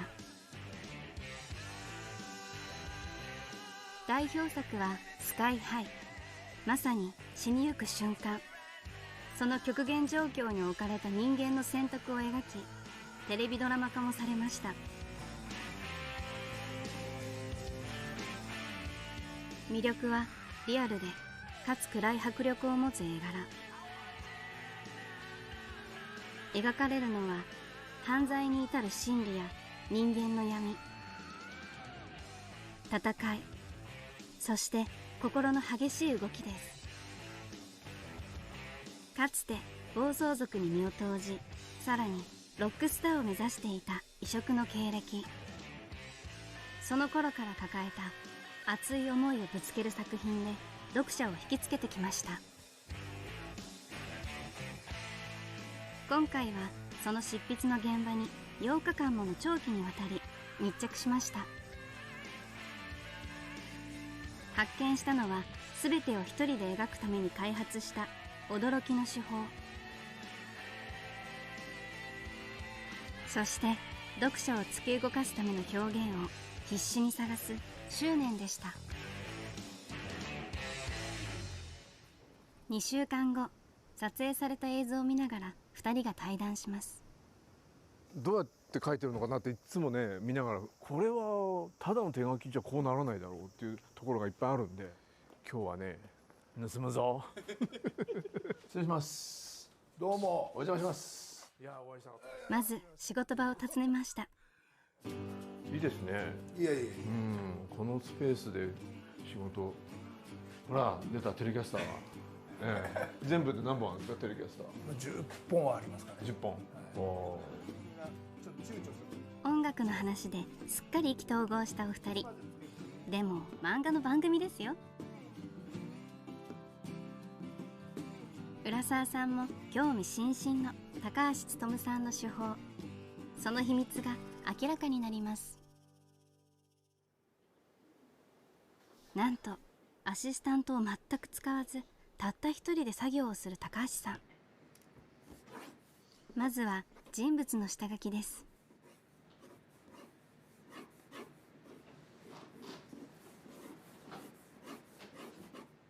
今書いている紙、実は漫画の原稿用紙ではありません。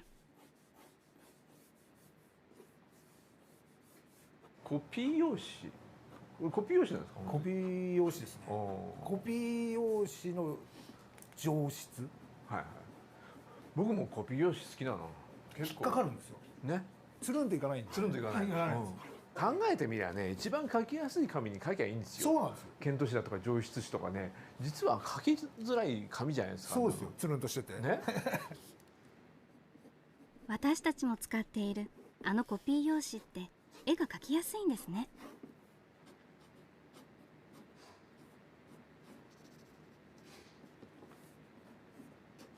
高橋さん、どんどんと描き進めていきます。これ俺こんなスピードで書いてるんですか？自分で見ると早く見えるでしょ。早いですね。すごいね。ちょっと早回ししてないと早思うと。回ししてる。いわゆる飛んでるんですよね。そうでしょうね。もうこっちに集中してるから。ですよね俺やっぱスピードなんですよね。でもこれ相性が結構ないんで、ものすごいスピードで作りたいんですよ。うん。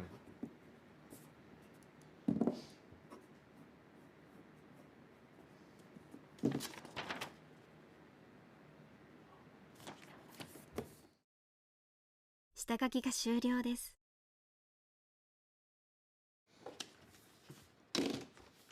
続いてペン入れ。取り出したのは筆ペンです。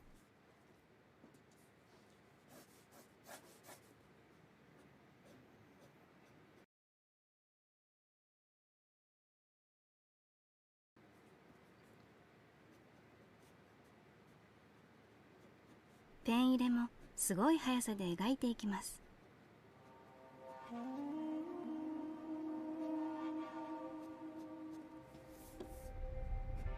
残響。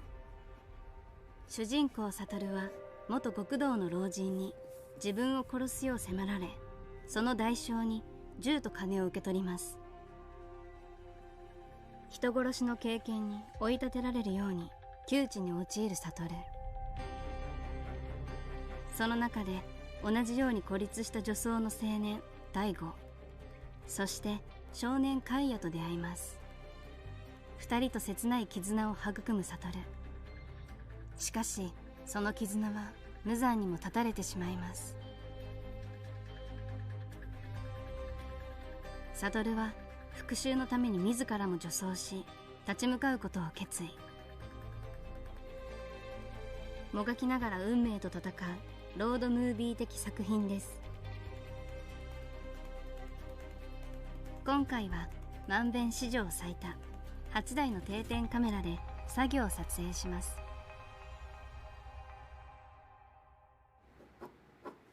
描いているのは仇の親分に向けた悟の鬼気迫る表情。使うのは筆ペンとボールペン。つけペンは使わないんですね。ペン先ペン軸やめたのどのぐらいでやめたんですか？これね、ずっと G ペンだったんですよ、もちろん。でも一つ気が付いたのは G ペンってかすれないんですよ。はいはいはいはい。強弱は出るけど、俺かすれたいんですよ。まぐれがどうやってかすれるか分かんないっていうふうに書いてるのが好きなんで。僕ちょっとかすれさせるのはちょっと最近いけるんですよ。ああ、それはもう技術ですね。ペン先で。はい。全部綺麗な線で出ちゃうと、結局一番最初に鉛筆で描いた線が一番いいんじゃないですか。そうなんですよ。全部綺麗に出ちゃうと違うんですよね。面白くないくなっちゃう。筆ペンは新しいものと古いものを使い分け、かすれ具合を操ります。高橋さんは計算できないタッチを大事にしています。不確かなものを作りたいわけ。計算できないことをしたいわけ。楽しいじゃないですか。決まったことやるよりね。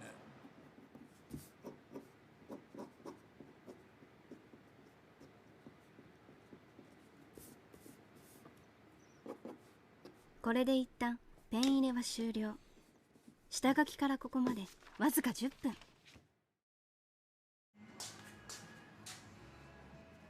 ここからさらに計算できない作業に突入です。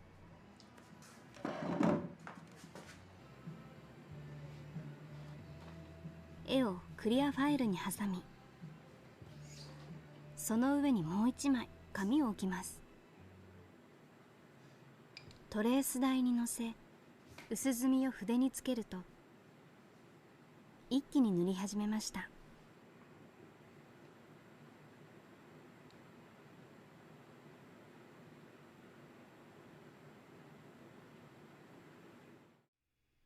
Hello, friends. Hello, hello. I am back. Now that's catching the end of the episode. Sorry, Kage. I peeped that after the fact. But yeah. Hey, negotiator. What's going on?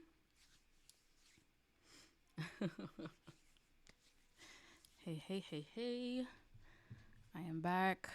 I did a little bit of this is what Gigi does. What do you mean, bro? Yuki, stop messing with that carpet. I went to go grab a snack. I actually did some jumping jacks. I felt the spirit move me to do some jumping jacks. So I need to do some more jumping jacks, to be honest. I gotta do some more of that. Hi, Yuki. This is what Gigi does. Gigi, I got around to reading your manga and I liked it. Thank you. Thank you. I'm so happy that you liked it. Currently working on the second part of the first chapter. Yuki. Hey, stop it. Sorry, y'all. And I have to storyboard chapter 2, excuse me. The technique the guy was... Oh, yeah. For the ink tones, that is what I was doing. I actually think I'm no longer going to do that technique anymore, though. It's just... It's not doing what I want, especially for when it's printed. In person, it looks okay. And it's an interesting technique. And the way that Takahashi-sensei uses it works really well. But because I have dark-skinned characters, I feel like it's not... It's a lot easier for me to tone digitally. So I think I'm going to start just toning digitally. What's up, Groovy? Hey. Y'all, Groovy and I met this past weekend. No, the past 2 weekends. Groovy came to 2 shows. Shout out to you, Groovy. And we took a photo the last show. I was going to show the photo, but I don't want all your face and your business out there, but shout out to you, Groovy. Shout out to you.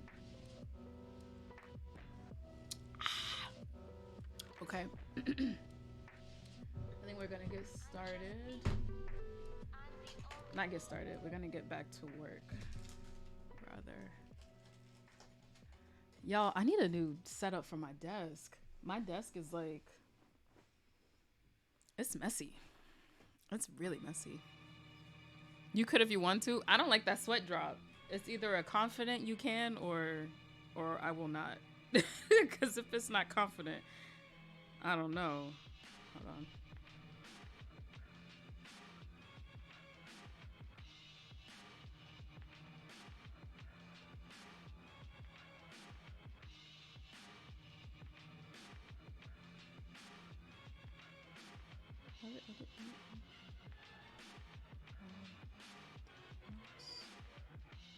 See that?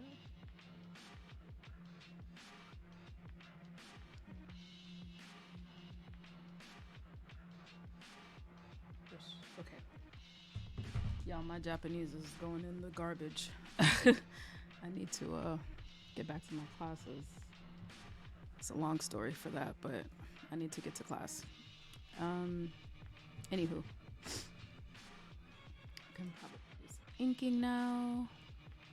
Oh, you want me to show? Okay. Alright, hold on. Let me find the photo.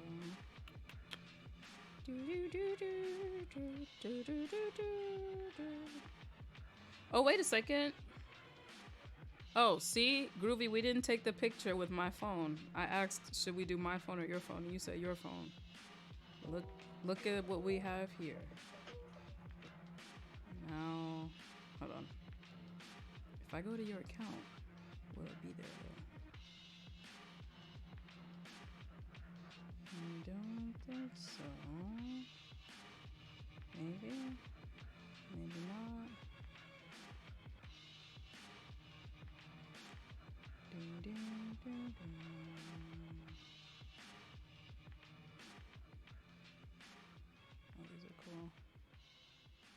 Nope.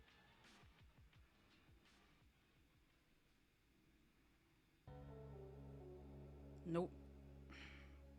It is gone from your stories. You can share it in the server. You can share it in the server. That'll probably be the best bet. Why do I keep getting these like? Why do they keep doing these like weird rap songs? All right, there we go. Okay. Okay, I think we can start inking. And then we're done with this chapter, you guys. We're done with this fucking chapter. Oh my gosh. I can't believe it, you guys. Let me not get too excited yet. We didn't finish it. Okay. Cool, calm, and collected. Oh, I bought a new nib. I got this one for Japan. Now is the best time to probably use it. This is definitely like for a G pin. Let me grab some Hanji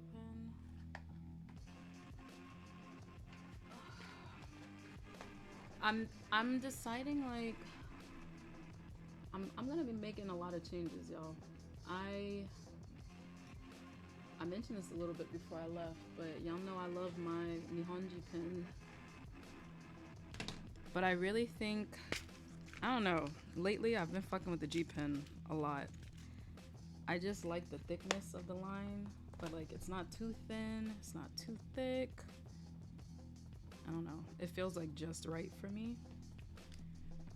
The Nihonji pen can sometimes be like a little too rigid, and like it makes the line not as what do you call this? It makes it not as, I don't know, like I feel like I can't get the best line because of how rigid the pin is sometimes. Each nib is different, so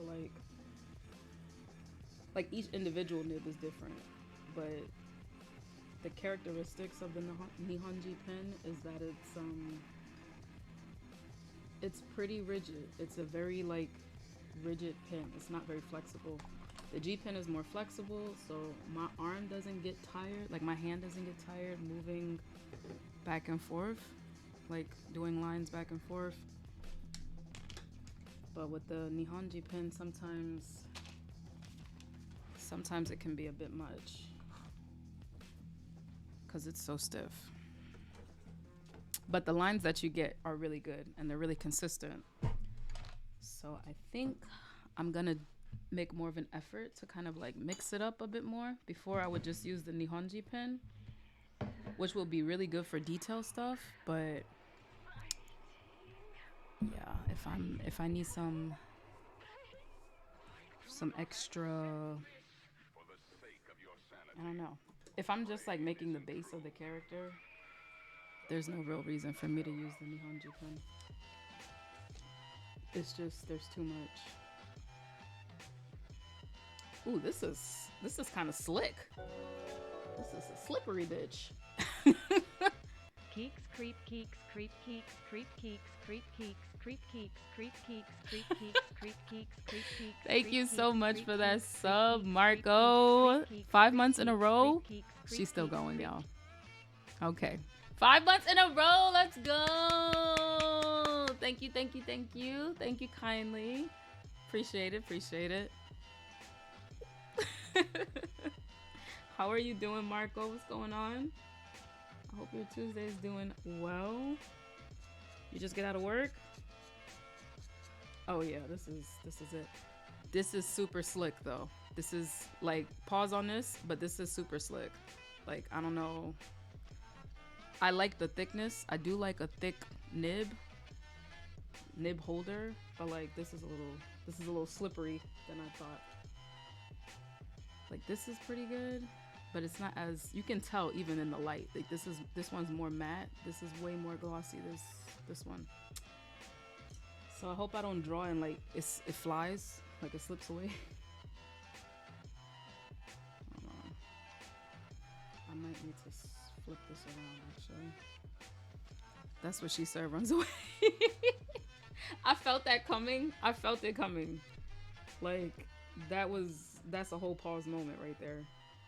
But it's slippery though. Okay. There's like a little bit of grip here.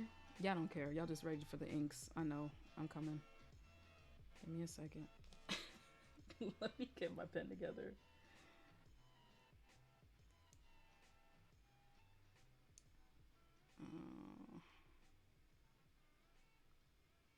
Okay, if I hold this way, this has to be here. Okay. Alrighty. There we go. Thy kingdom come, There we go. thy will be done, Let's start it again with as this. it is in heaven. Give us this Okay. day our daily bread, and forgive us our debts. Posture check. Alrighty. Lead us not into temptation. Just made home from work. Welcome back. Welcome back home. Deciding whether I should start a YouTube channel. What would your YouTube channel be about? Photography shenanigans?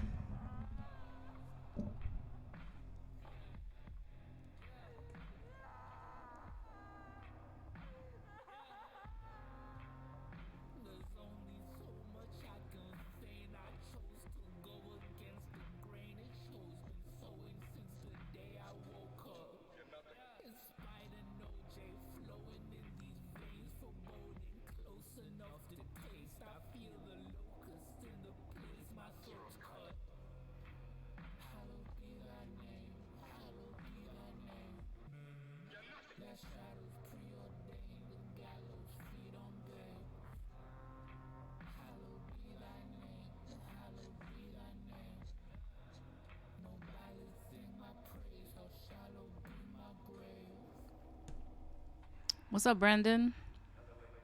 Had to get a haircut, so I can't have to get a haircut. About to get a haircut. Not me not reading properly. About to get a haircut. So I can't say, but sending love and positive energy to y'all. Productive energy. Let's go. Not just positive, but productive. Love to see it. Thank you for coming through, Brandon. And I hope you have a fire ass haircut. I thought you were locking your hair. So are you getting like a style? Or like what's happening? What's going on there? Let us know. Inquiring minds want to know. But thank you for coming through and providing some positive vibes. I will take that and run with it because I need it.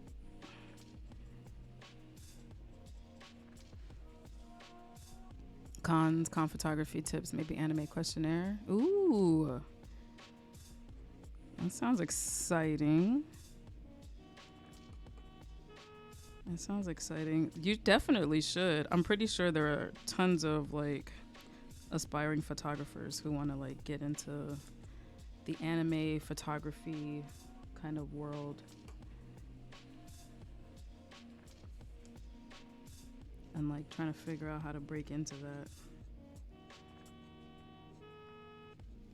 Yeah, I have not used my pen in so long. I feel like I had like an organ missing or something.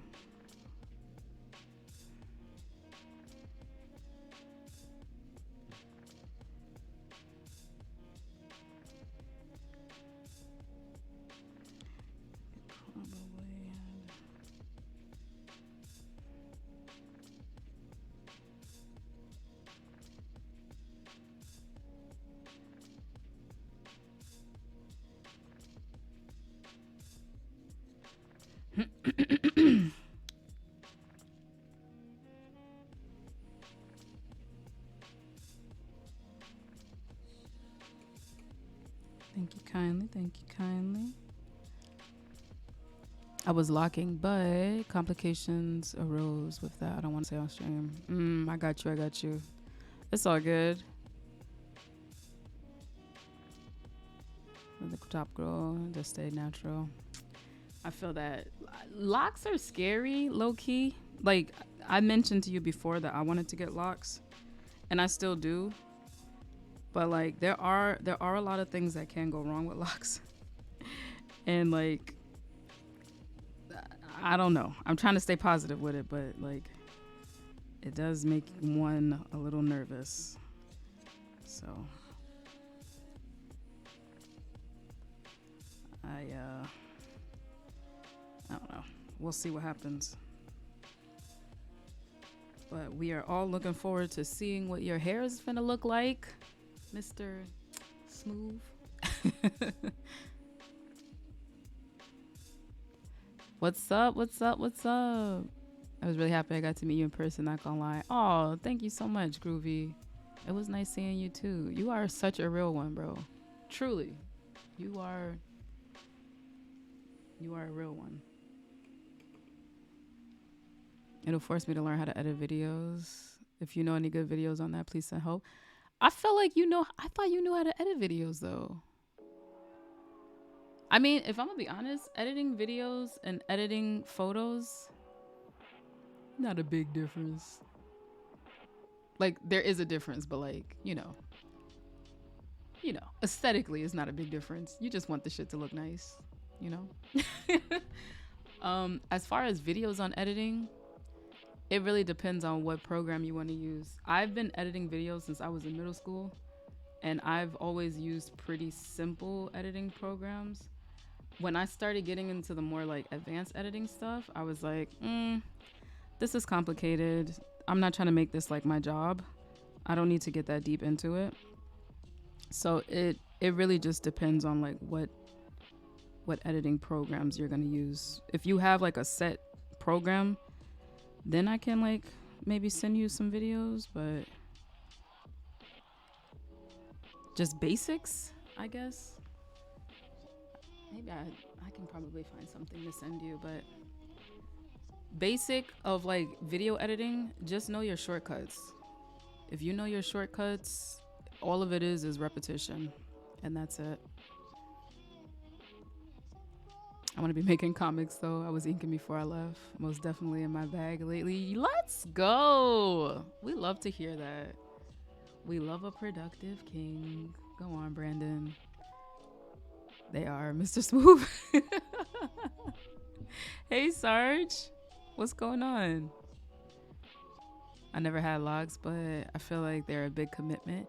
I feel the opposite. I feel like locks are easier to deal with than like natural hair.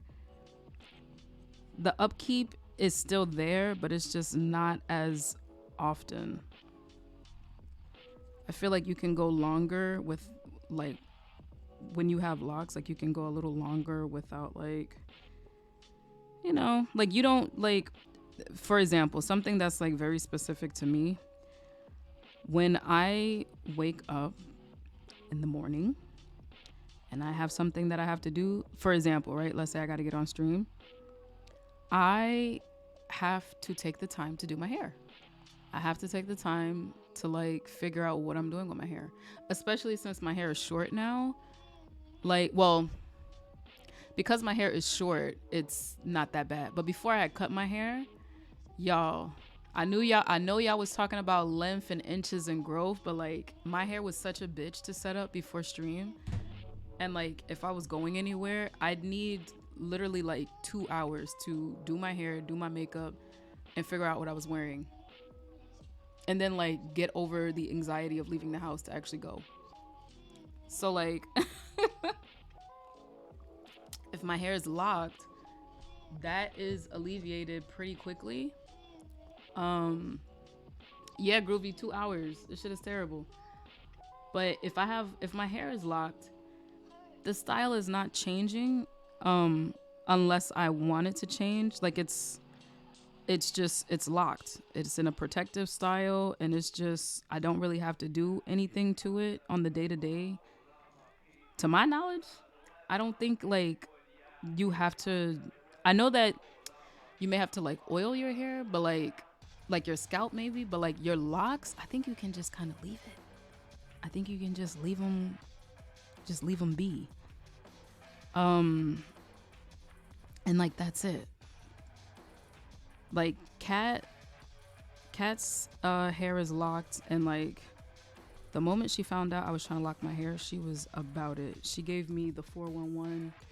I don't remember everything, but she gave me the mean 411. And I was like, okay, I'm down for this. I'm down. So locking your hair, I feel like, can be quite convenient. So that is why I personally am kind of like on team hair locking.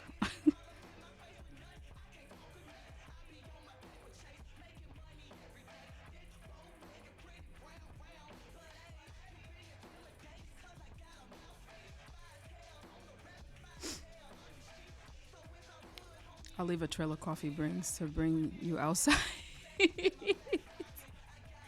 You know what? I would leave the house for coffee. If I'm going to a cafe, I'm so down to leave the house. But like if I'm going to something, I'm just like, I don't want to leave the house. I'm anxious.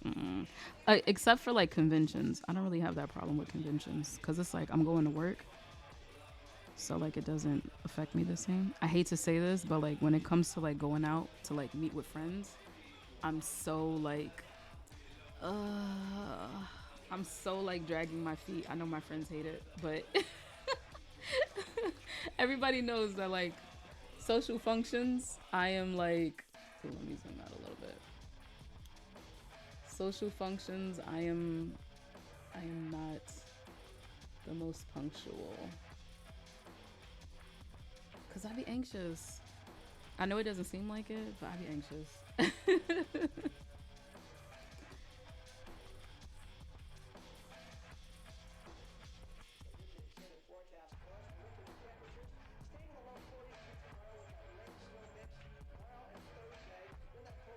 yeah, I would love to lock my hair, but we'll see. I don't know. If not at the end of this year, maybe the beginning of next year.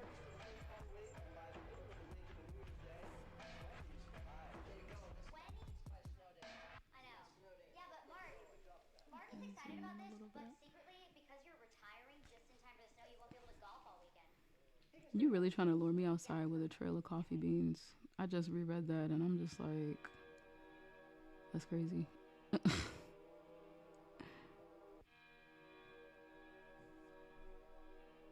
When are you starting your YouTube channel? Or are you just thinking about it?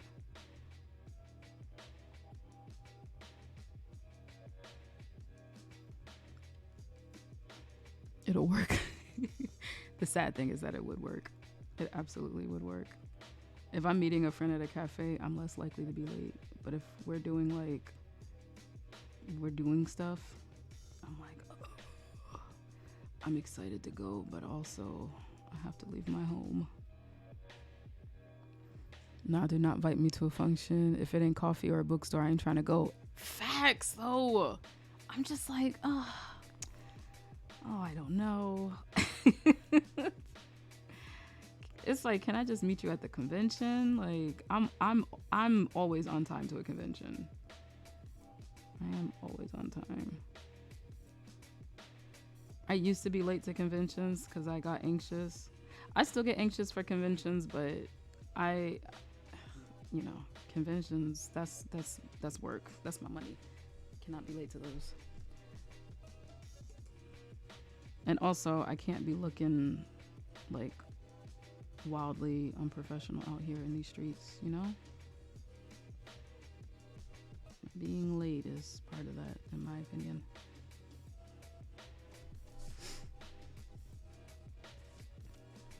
I might start recording for Castle Point this Saturday. Okay. You going to Castle Point? Guess who didn't get accepted? This girl. That shit is whack, bro. Enjoy for me. Enjoy.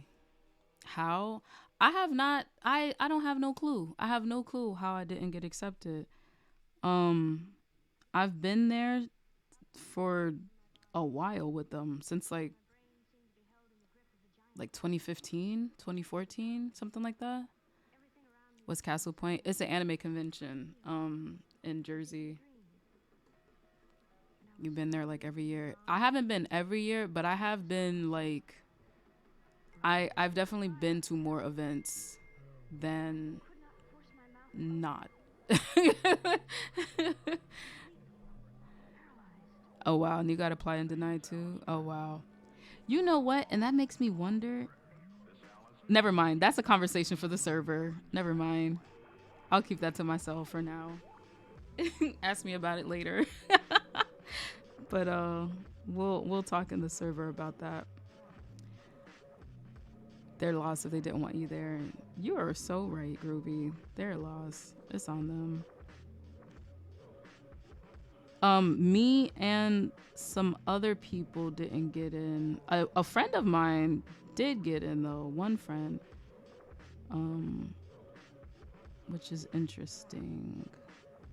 I have some theories about why me and two other friends didn't get in. But that's for the server. That's for later.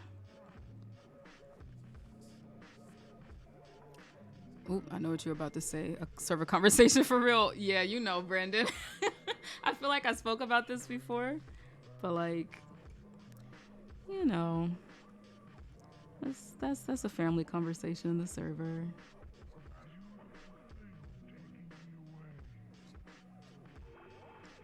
You know. That's crazy how the initials for the convention are CPAC, which is like, there's actually like a CPAC convention of like conservatives though. I just find that to be hilarious. I find that to be quite hilarious.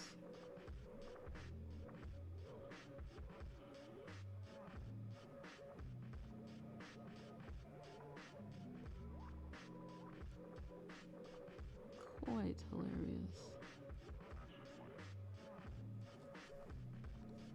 I'm ready for tea. Yeah, CPAC, the convention. So the convention we're talking about is Castle Point Anime Convention. So their initials are, they spell out CPAC. But there's actually a convention for like ultra like right-wing conservatives called CPAC. I forget what it's called. I don't know. Conservative Politics of America Convention. I don't know. Some sort of name, but they both spell out CPAC. So if you search up CPAC and you're looking for this convention, you finna have a rude awakening. Which is kind of hilarious to me, but you know, which came first? I'm pretty sure the conservative convention came first. I'm pretty sure they came first. I would imagine, because it's a college ran convention, I would imagine that like the committee head at the time that created the organizers that created it just was not paying much attention and like doing their due diligence. Cause like, what a coincidence. I don't know. It's a hell of a coincidence.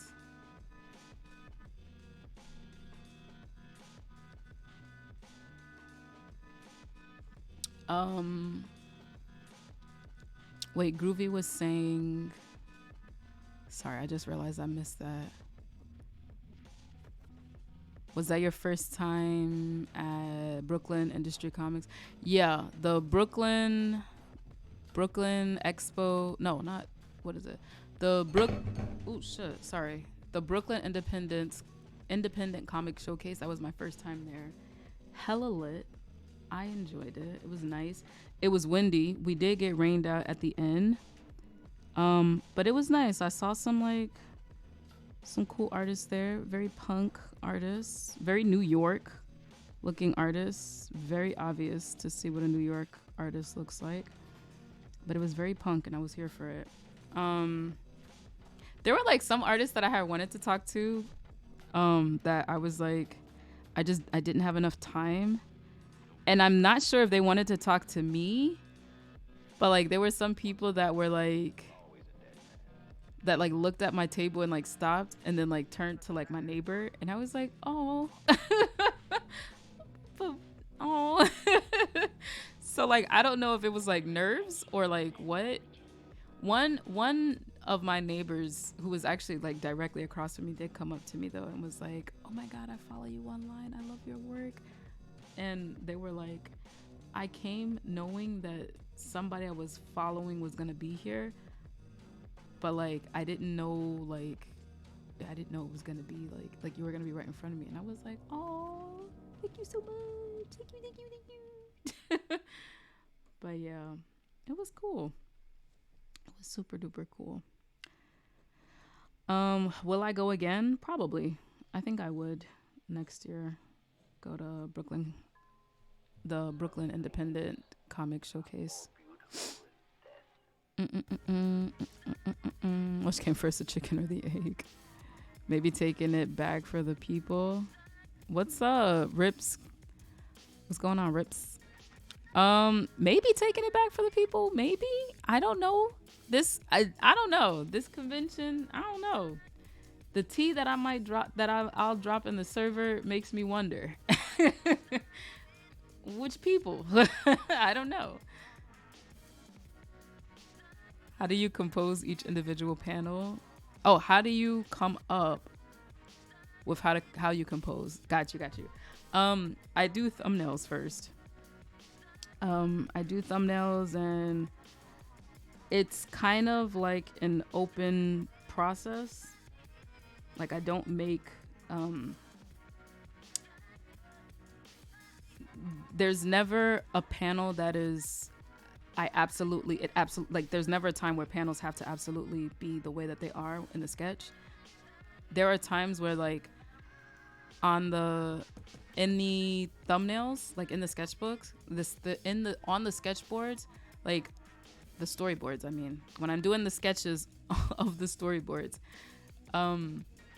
in the moment I'll be like in the flow and like, okay, this looks good. And then I'll put the book down and then I'll come back to the sketches later and be like, actually this doesn't read properly. So like it's always changeable. I think the only time that a panel may not be changeable is if it's like a big, like it's a statement and like I'm entering the chapter knowing that I want this image to be seen. There's a few chapters, I mean there's a few pages that are like that. The page in the like first half of the first chapter where Jackie becomes a Ripper and like she's at the bar and she's holding like a drink, I knew that was gonna be there, and like that was probably like that was like one of those immovable panels, because like that was like that's an anchor, like a visual anchor. Also the first few pages of part 1 of the first chapter where Jackie's in the death zone, those were also like immovable like panels that I knew were gonna be there. But everything else, like smaller stuff that's just like storytelling pieces, those move around. When I came, I should have checked out the other ones, but I was just so focused on getting a print and a shirt from you. Thank you, Groovy. Appreciate you. But yeah, some other people had some really good work at that show. I was kind of sad because one girl who I thought looked really cool, that was the one person. Well, there was like 2 people that came up to my table. Not came all the way up, but like looked at my table and then kind of like shifted and went somewhere else. But she was one of those people, and I felt so bummed because she looked really cool. I ended up following her on, did I follow her? I think I followed her on Instagram. I gotta double check. I'm pretty sure I did, because her stuff is really cool. She has like very punk, like very graphic, like lettering stuff. And like I kind of want to do some stuff like that for stickers. So I was like, I don't know. I don't have any like resources of like I don't study lettering, but like I think that stuff is cool, and I've never drawn stuff like that. So I want to like take a look at her stuff and like a few other people's stuff, like just stuff on Pinterest too, and like try to, I don't know, make something out of that.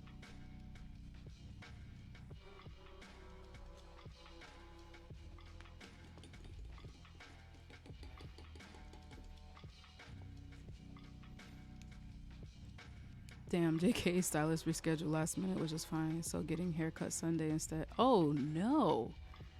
Till then I'll be looking crazy. I'd be so mad. Right. Shitty Tuesday on top of shitty news. Ah, got you. Nice. Go home and do some more comics. Why not? That's interesting. Do you ever write any kind of script first? Not really. I experiment with script writing. I don't like long scripts. I'm not a writer strictly. I write and I draw. So while I am thinking about the story, like if I'm be honest, I'm trying to get to the drawing stuff. Like I want to draw. I don't want to like I want to write in the sense of making story and like building story, but I don't want to physically write. So I've experimented in the past with that. I've written long like scripts before. Don't like it. I have written I've written long outlines. Don't like long outlines. I've written short outlines, which is kind of what I'm doing now, which I like. What I will do, I've done also actual scripting, like not scripting, but like long outlines in the sense of on this page, this is going to happen. On this page, that's going to happen. On this page, like for every page. I did that for this chapter. I won't do that again because it took too long. And it wasn't as effective as I thought it was going to be. I think I'm gonna stick to what I did for the printed first part of the first chapter, which was obviously I had to write the story, the meat and potatoes. Like that aside, outlining, and I did a what do you call that?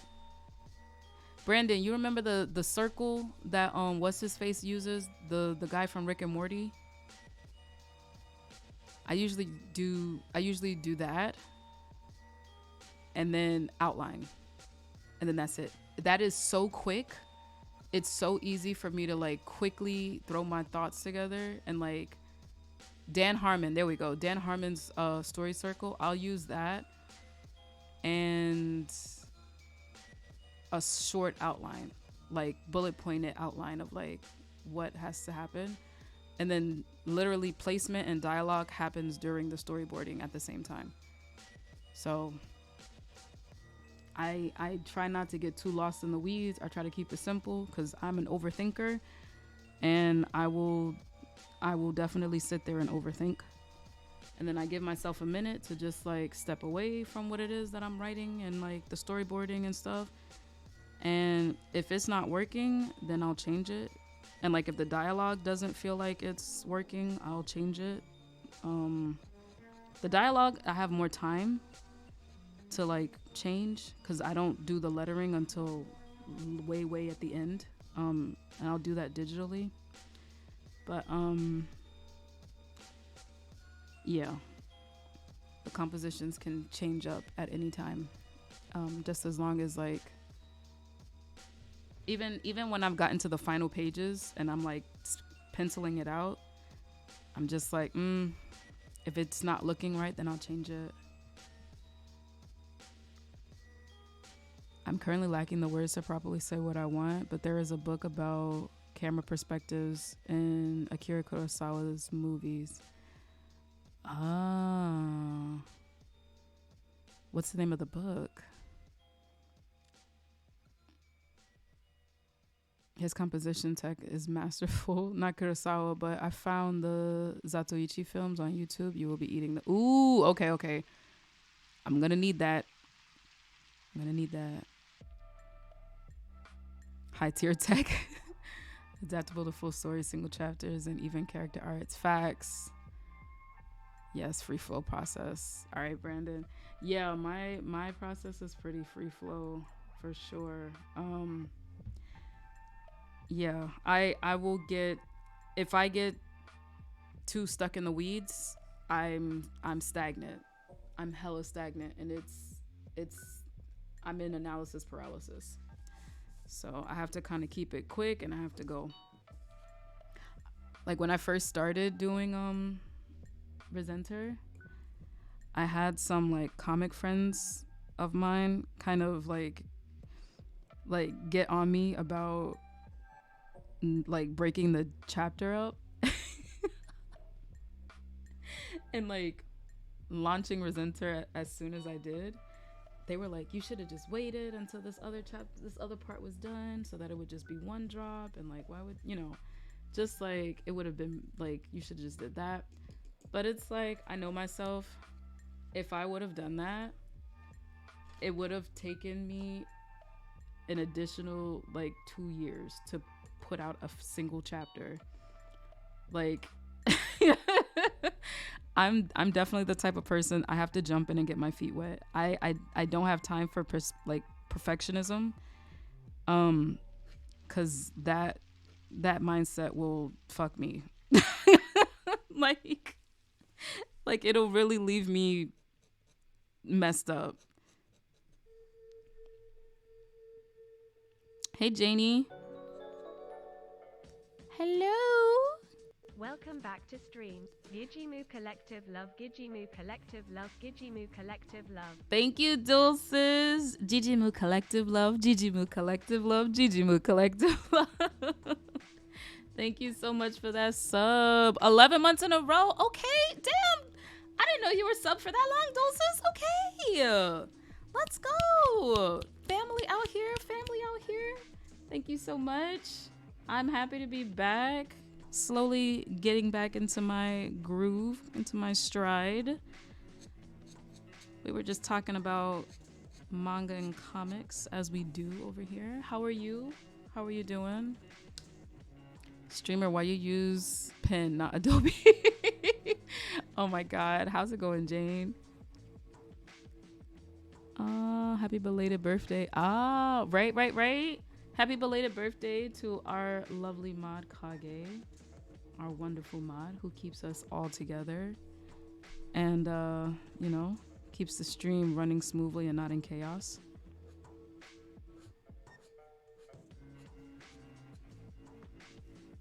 I can't believe I've been a part of the collective that long. For real, yo. For real. We are moving and shaking out here. I got to get back on top of the book club, because the book club has been going for a good 2 years.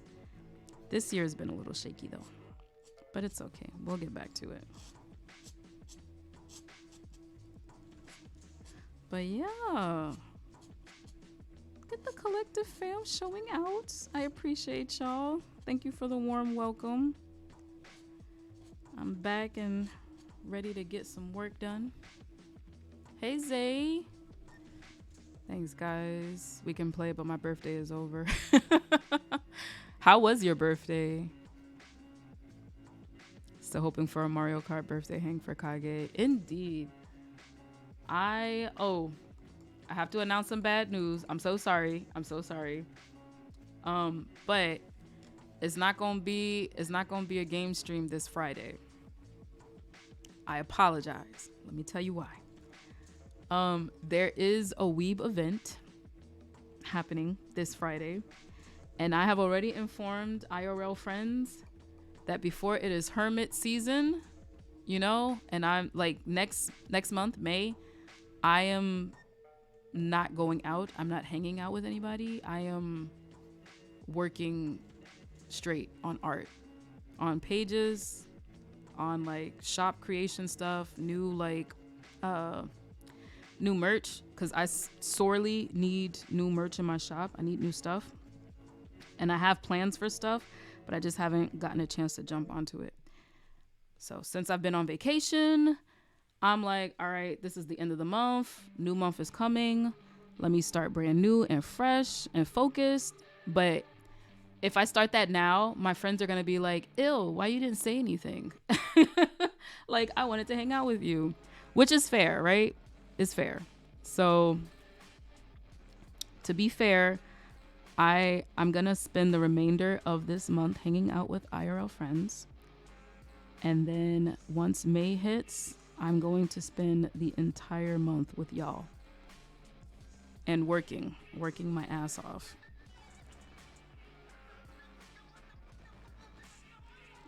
I may have to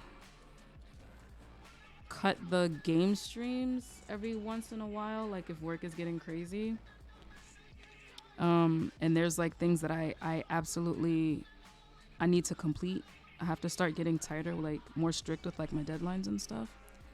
So like if there's stuff that I absolutely have to complete, I might have to postpone a few game streams, y'all. You know your girl gotta work. You know.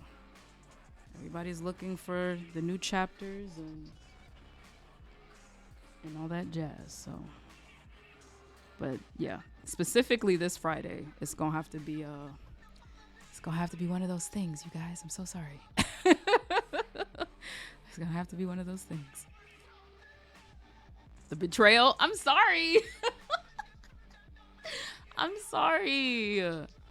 I don't be hanging out with my friends. I hang out with y'all all the time. And they've been so patient. And Koala's birthday is this weekend. I do have a convention this weekend, but I want to try to see Koala for her birthday. So there is also that as well. So, I gotta spend some time with the IRL people in my life. I'm only giving them 2 weeks. You guys get like 3 months. We will definitely have time to play. But yeah, in this particular case, I will be at a Weeb event, which I still have to buy the tickets for. But it's gonna be in Brooklyn, so I'll post it on Instagram. So if you want to come through and do karaoke and party with me, come through. Let us appreciate you, Kage. Right, exactly. Mario Kart on the Switch. We have to do that. We do have to do a birthday Mario Kart for Kage. Mario Kart or Mario Party. Probably Mario Kart. Well, I don't know. Kage can choose. Shinji has friends outside the internet. That's crazy, bro. Yes, I have friends outside the internet. Preloading aloofness. The deceit. I love it, and I'm ready to buy your merch. Thank you. Get it. See, Rips gets it. I have to create stuff, and also like I have to get back on Patreon. I had the Patreon paused for last month, so I have to haul ass and get these pages done. So I have stuff for Patreon this month. So it's the last little bit of hanging out time. It's the last little bits. Patreons have been patient. Friends have been patient. Y'all have been patient. There's just one of me. I wish I could clone me. I'd get so much more work done. I promise you that. So much more work done. Happy upcoming birthday to Koala. Indeed. Yeah, we desperately need some new merch. I know. Damn, Groovy, you ain't have to say desperately. But you're not wrong. So this is the last time I'm hanging out. So, let me get my little hangout in, and then your girl's fully rested and ready to make more stuff. And I'm gonna have some updates. I'm gonna have some updates in my shop, merch related, but also other stuff. I don't know if I'm gonna talk to you about that just yet, but just know shop update stuff is gonna be happening. It will be happening. That's okay. We're used to getting game streams cut. What you trying to say? What you trying to say, Janie? That's fair. Gotta walk doggy. All right. Oh, doggies. Oh, Lord. Okay, I'll be there. Oh, you coming? You coming, Zay? It's not up to me. My birthday is over. It's done. Damn. Why should you be talking about her AI bots? I wish. Same AI bot tried to expose you a couple streams ago. Yo, Macs are scary. They be listening too much. If she's too busy, we could consider synthesizing her voice and let her say thing. Oh my God. Everybody know that new Gigi art hit different. Y'all are problematic. Not y'all making deep fakes. What's going on? There is no good and evil. There is only manga art in those two weeks. I might have to get that tattooed. Oh my God. Oh my gosh. Y'all are too much. I can't. Y'all are too much.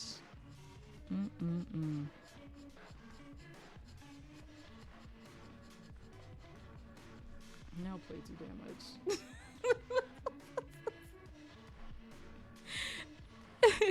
Is you a deep fake right now? Real Gigi such a fan. And are you fake? You know what's crazy is that sometimes this camera be twitching. Could you imagine? Y'all, I swear I'm real. That's so scary though. I was thinking about this. Oh my gosh. Y'all, I almost got into some Twitter drama yet again. I swear, I just be a normal person on Twitter and people just be emotional and like just coming for your girl. There was, I don't want to get too deep into it, but there's this Asian actor who was saying some really messed up stuff. It was an actor that's on the show Beef on Netflix. And he said some really weird, like, problematic stuff and like told a story that like I don't know why he thought people would find it to be funny, but it was like an essay story, like an assault story where he was the assaulter, and like there was like this masseuse that he like assaulted, and it was like, why would you think that's something to share? Yeah, it was weird. It was some weird stuff. So I was on Twitter and I was listening. Yeah, trigger warning. Sorry. Trigger warning. I'm not trying to get too deep into it. Just there was some problematic stuff said on a podcast, like live on a podcast. And the only thing that I saw was that Stephen Ewan was trending because like he was being canceled or something. Like people were losing respect for, and I'm like, what's going on? And I'm hearing stuff about black women being involved, and I'm like, what's going on? What's happening? What's going on? So I'm confused, and I am letting people know on my Twitter, I'm confused. Why are we being dragged into this? What happened? And people are saying that like he committed an essay against a black woman, and I saw an article and I didn't read anything that said a black woman was a victim of this essay from this guy. It just said that he made up a very ill, like, natured story and that it was made up. But that was the first article that I had read. So I had like that was the only context I had for this story. And I'm like, what's going on? I feel like I'm missing information. And like, this person came out of nowhere. Somebody that had followed me, they have since unfollowed me, and honestly, good riddance. Cause like, I was clearly like, I don't know.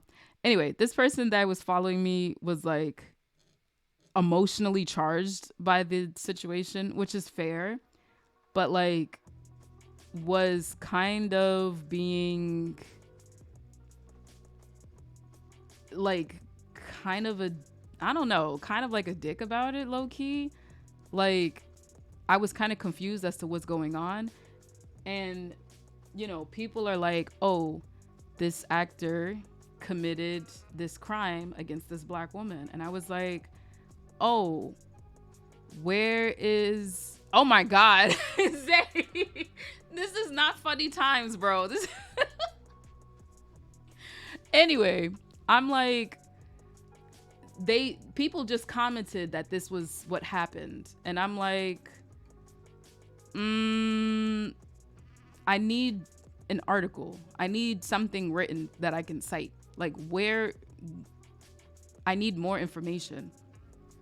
And one lady who followed me sent me an article, because I had read an article already, and that was apparently the most popular article on the topic, but it didn't have any mention of any black woman or anything. And I hadn't seen the podcast clip. I hadn't seen or heard the guy actually saying this thing. So I didn't have any of that information. So I was like, they were like, hey, this thing happened. And I was like, where's an article? I need to read something for this. And that other person sent me an article. And the article that they sent me had all the information that I needed. And then I did a little bit more they had I think they either had like an insert. I'm pretty sure they had an insert. I don't think I did that much digging after that, but they had an insert where they showed the video of him saying the stuff. So I was like, oh, okay, got it. I'm informed, got it. And then this other person I was telling you about, the one that ended up unfollowing me, was like, oh,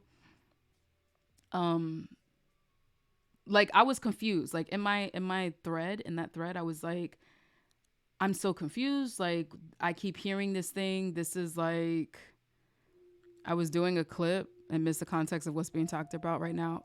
Oh my God, Zay.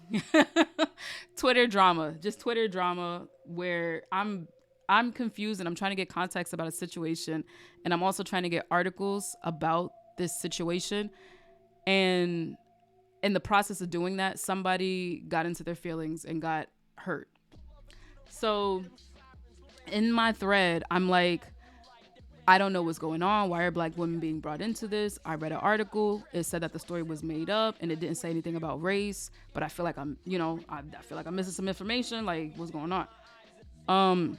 That's when the one person before came, and then they dropped that article. And then the article was like a lot more. There was a lot more there. And I was like, ooh, okay, got it. And then this other person was trying to inform me, but they were dropping no articles. They were just like, oh, he committed an essay. Like, and they were also like mad at me it seemed like they were mad at me that I was like, the article that I read said it was made up. So I'm not sure what's going on. Like, I need context. They were like, even if it was made up, why would you make up a story like that? And I'm like, yo, be easy. I'm clearly confused. I'm trying to get context for the situation. I don't know what's happening. That's why I'm asking for articles.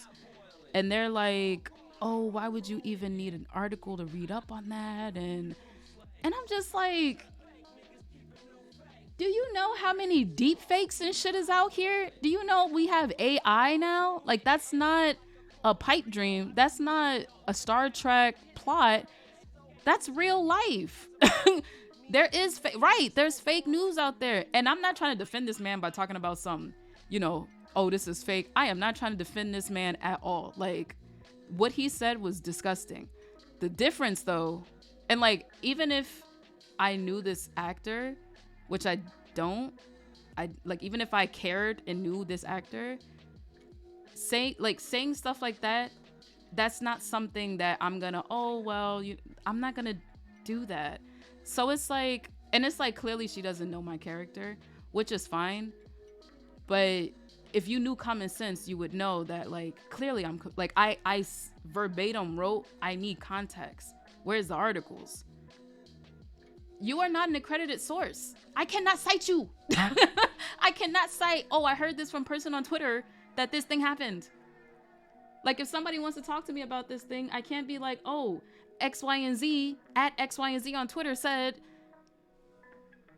you're not you're not a citable source. Like, that's how, like, do you not realize that, like that's why Twitter has those pop-ups, which I don't think they do now. I don't know if Elon Musk took them down or not, but Twitter would have those pop-ups that says, before you share an article, did you read it? Are you sure you're as well informed as you think you are? I don't want to fall into no trap of like not knowing my shit. So yeah, it's not enough for me to follow outrage on Twitter and be like, oh word, this actor that I don't know, this situation that happened that I don't know about, I have no context for. Yeah, he did this thing. I don't know if he actually did this thing. I don't know. I need an article. And like, granted, even articles get shit wrong, but they're a more credible source than person off the internet. I don't know you. So it was weird. Like, they were getting mad at me because, one, I was citing stuff from articles that I was like, hey, this is what I heard from this article. They were getting mad that I was saying that this was what it was from this article. And I gave context that, like, that's the only context that I had because that was the first thing I read. Then they were like, oh, well, that article is not good. You should read this article. And I was like, I did. And I said in the thread, before they had commented with that particular comment, I said in the thread, in a response to the person that sent me that article, because this is all in the same thread, I was like, oh, I'm informed now. Thanks. That guy deserves to go to the guillotine. And Stephen Ewan and Ali Wong should have kept their mouth shut about this situation. I wrote that. This person did not read that and was like, well, that's not a good article to cite. And you saying be easy is not the best thing to say when you're confused and you're asking for information. And then when people give you the information, like, you know, and I'm damned if I do, damned if I don't. So if I research shit and I read articles to make sure that I'm up to date on news, I'm not reading the right articles. Or like, the fact that I'm even reading an article is a problem, because to this person, in this person's logic, them telling me what happened was being informed. I don't find that to be the same thing. I don't. Because if on Twitter, somebody who I don't know, who just happens to look like me and be an artist like me, is like, or even if they don't look like me, just a stranger on Twitter is like, hey, this black man committed a crime against somebody. I'm finna roll with that and be like, oh yeah, I believe that. That black guy, he did it. No! In what world do we live in where I'm finna just believe what you say because you're a follower of mine? You're a fucking stranger. Like, get out of your feelings. And like, I understand it's a sensitive topic. And like, I'm not intending to upset anybody with my confusion. That's why I'm being vulnerable and saying, yo, I'm looking real dumb right now. I'm confused. I don't know what's going on. I'm being purposefully honest about that because I get that it's a sensitive topic. But like, for you to get in your feelings and be like, well, somebody's informing you and you saying be easy is not, you know, it can be taken the wrong way and you're not being receptive to what I'm saying. And it's like, I don't have to be receptive to what you're saying. You're a fucking stranger on the internet. Like, you could be 3 different people typing that response. Like, I don't know who you are. And I'm not finna jump on the bandwagon of like vitriol and rage because you say so and you're upset. I just need some facts. I just need some articles. Like, I didn't think that was a horrible thing. Like, and it's not that the facts and the stuff isn't out there. The articles are there. But it doesn't make any sense to say all this stuff like, you know what, like, this is something that happened. This is a potential crime. Like, I just want information. I think it's weird that like people are like, why are you not as upset? Just off the news itself. I am upset off the news. But I also don't want to move in stupidity from anger. Like, And also, not that I would be moving that much because I don't know this man. I'm not like super connected to this situation. But it is upsetting, and I'm not trying to upset myself for no reason until I have all the facts. Like, I don't know. I just don't understand how that's a problem for me to be like, hey, do you have an article about that? I would like to read up on that. Like, that's news. Why do you think we have news programs? Like, it's different if my grandma is like, hey, this person killed somebody, or hey, this person committed a crime, versus like ABC, like, hey, tonight this person committed a crime. I'm like, oh, they did the research.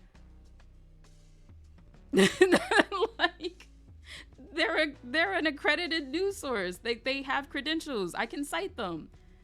I just think that whole situation was weird. Like, and then they unfollowed me, and it's like, girl, bye. What are you unfollowing for? You know what though? You can keep it. Just go. You can keep your follow. You can keep your follow. You are hella emotionally like involved in this situation with strangers that you don't know, and you are not like, you're not providing any good information to bring somebody into the same mental state that you know what I'm saying? Like, I don't know. The other person that sent me that article, shout out to them, because like they were upset about it, but they weren't emotional about it. You know what I mean? Like, they weren't like, well, why are you asking for articles anyway? I already informed you. And it's like, bitch, like, you don't get out of my face with that. I don't know you. The fuck? But like, that kind of thinking is bizarre to me. Like, you just accepting what people say on the internet as like fact. I don't know. We already have issues with like news articles, like sometimes being fake news. Like, sometimes that's like, just not every, like, we just have so much information that is like untrue floating around on the internet that is sometimes it's so hard to find an accurate source. Like, even the most accredited sources fuck up, and they have teams of journalists and researchers. How am I supposed to believe that you know better than them? I'm sorry. I don't. I don't. I need the news. I need an article. I need to see a video. Like, it's crazy. But anyway, hold on. Let me get to these comments. I know I was kind of passionate with that, but that shit pissed me off. And I was trying not to argue with this person online. So I did end up muting them. They unfollowed. Again, you can keep that shit. Don't need it. I do not need, I don't need that kind of energy anywhere on my socials at all. Anywhere. If you're dumb enough to think that like it's a wise thing for somebody to just trust what you say, you as a person off the internet without any context or any other information, I don't like that shit. I do not like that shit. I do not want to be around a whole bunch of fucking robots, bro. I am good on that. Like, rage out, absolutely. If you're upset, rage. But don't rage and be dumb. Like, rage and be informed. Like, rage out, be pissed off, but be informed, and inform others. Don't inform others of your rage and think that that's enough. No, that's not enough. It still pops up for me. Did you read the article? I did. I read Variety and I read Ebony. I have no idea what this concerns, but it's always a good thing to read up on things these days. Exactly. Uncredible sources and articles circulate heavy online. Right. People have to be careful nowadays. Exactly. Most definitely, you should do research before jumping to any conclusions. Stephen Yu and Ali wrong press release is what people are mad about. Yeah, he was a bot. I think they were a bot. Unfortunately, Hollywood brushes things under the rug a lot. Brushes things under the rug on a lot of things. Yeah. Believe a stranger on the internet because they found a random link that's uncredited. It wasn't even that the person found a link, Dulces. They were just like, well, I informed you. I told you what happened. The person that he committed this essay against was a black woman. But it's like, you didn't even send me an accredited link, an uncredited link. That would have even been better than like me just hearing it from you and like you alone and like you feeling like that's enough. Cause I checked the trending, and I didn't know I didn't know anybody who was posting on that. Like nobody in my mutuals was posting about the situation. And I don't want to really jump into anybody else's comment section and be like, hey, so what's going on? Twitter is so like, Twitter has like the communities are so insulated and so like that if you say one wrong thing in somebody else's area of Twitter and you don't know what that like area is like, I feel like it's just grounds for annihilation without any sort of like context needed, or any sort of like, you can't make any mistakes. You can't be like, oops, I thought it was this. No, it's just you said the wrong thing at the wrong time. People was mad and they obliterated your ass. Welcome to the Shadow Realm, bitch. And I hate that about Twitter. I hate that because it doesn't allow you to talk or like ask a fucking question. I just want to ask questions. I just want to know shit. Like, I can't even ask a question without like being told that I'm reading the wrong shit. But you also you didn't give me anything to read. You just want me to believe you. Who the fuck are you? I don't know you. Like, it's weird. And now you have to remember, people have their own agendas that they want to showcase. Twitter's dumb. Mute that Twitter bot. To quote somebody off a different site, the internet makes you stupid. User 76505-246. Oh my gosh. Also, you want to know the news. Right. Me 3. Oh no. Referring to the quarter board. Okay. Thanks for the unfollow. Right. I unfollowed you. You didn't really need to follow. That's what it was. Right. A lot of the news, unfortunately, don't research anymore. They often just copy a source. It's annoying to Google a news story and finding several pages. Yeah. I've seen that too. That's another problem. But it's like, at least if you're telling me this thing, like at least you have something to back it up. But that is a problem. And I've seen that firsthand, reading multiple like articles on a thing. You do oftentimes see, like, not often, but it happens enough that you do, it's a thing. Like, you do notice like similar wording between articles and stuff. Rage Against the Machine improves of informed rage. Twitter's for monologues, not dialogues. And that's unfortunate, but it's true. That's a whole word right there, Janie. It's fucking for monologues and not dialogues. And I'm not trying to monologue with no bitch on Twitter. I would rather do my monologuing on my platform over here. Cause like, who gonna check me, boo? Nah. Not to like, cause we don't even really be talking about political stuff like that. Like, every once in a while we'll slip into the abyss, but otherwise we don't even be doing all that. It's pretty self-explanatory what the rules are over here. But I couldn't believe that like this person had a problem with me asking for an article to cite. That is wild to me. That is bananas to me. Like, that they thought that they were enough, that they should have been all I needed. And it's like, have you lost your mind? Do you know what century we're in? Do you know what year it is? Do you know what our technology can do right now? Absolutely not. I can't just believe you. This isn't the 90s. The fuck? I don't know you. Is that a Bobby Hill meme? I don't know you! Like, what? Girl. I do not know you. I don't mean no harm, but like, I don't know you. I wish I would take information to the head from somebody off Twitter who is enraged about an understandably enraging situation, but like, first and foremost, enraged. I need something to cite. Give me an article. I want to feel what you're feeling, but I'm not gonna feel it if I'm confused and you're not giving me clarity, and you're just mad. I'm not finna. No. I will move on to the next person and leave your emotional ass to feel your feelings. But I'm not finna engage with you. Absolutely not. It's crazy to me.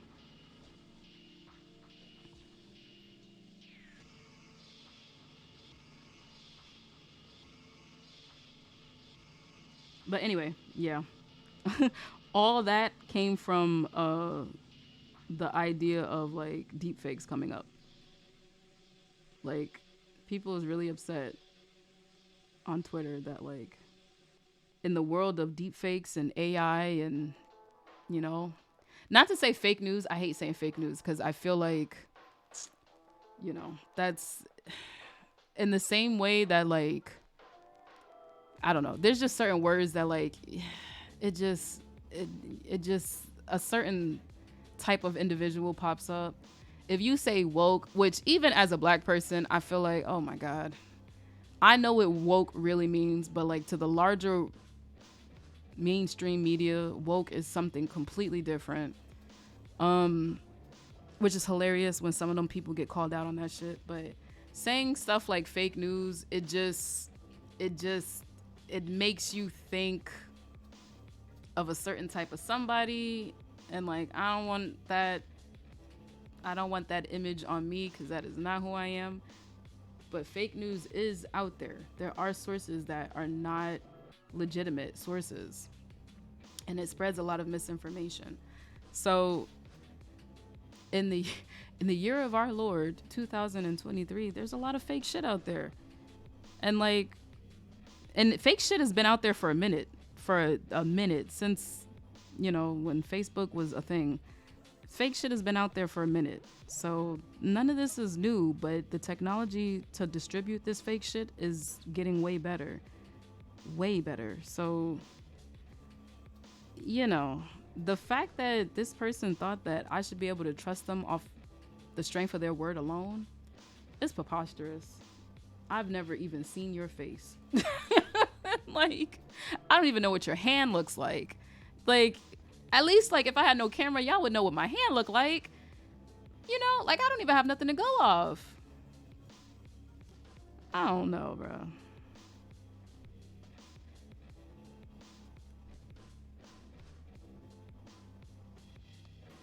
Deep hand. Could be deep hand, but at least it's something to go off.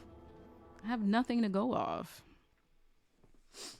Woke is a pejorative, has been for years. Woke used to mean something totally different, and the context was totally different than what it means right now in the mainstream. Like, you know, I'm not even trying to talk about politics right now, but that word has been hijacked from people that don't look like me, from the people that created it, and it now means something that is not even culturally relevant to like what it initially meant. It's not even there. It's insulting. I don't even like using the word anymore because it's like it's not even, it's a shell of what it actually meant. So here's that.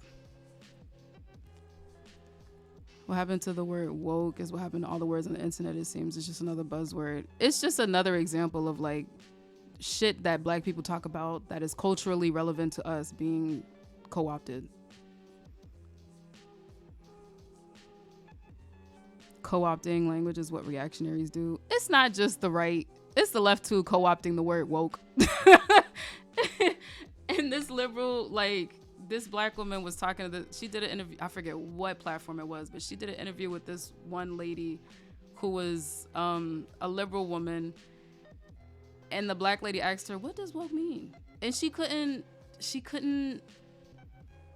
give a definition because she didn't own the origins of the word. And it's like, I don't want to get into it. I'm not trying to get into that, but that is like, yeah, that is a thing. But we not finna get into that. The left said it so much that the right caught on. Basically, yeah, because they are the true reactionaries. But I digress. I feel like there's a certain type of people who are using the word woke as a weapon, right? The left overwhelmingly reactionary. That is a larger conversation. I know what you're talking about. She was skating around the word. It was she just lost her train of thought, and she was like, she knew if she was in a bad place. She was like, this is gonna be a meme on the internet. And I was like, oh girl, I'm glad you know, because this don't look good. This shit don't look good at all. This shit don't look good at all. At least she knew. You got to give her credit for that. But anyway, I was saying all that to say, because we're ending the politics conversation now, because I don't want to talk about politics anymore.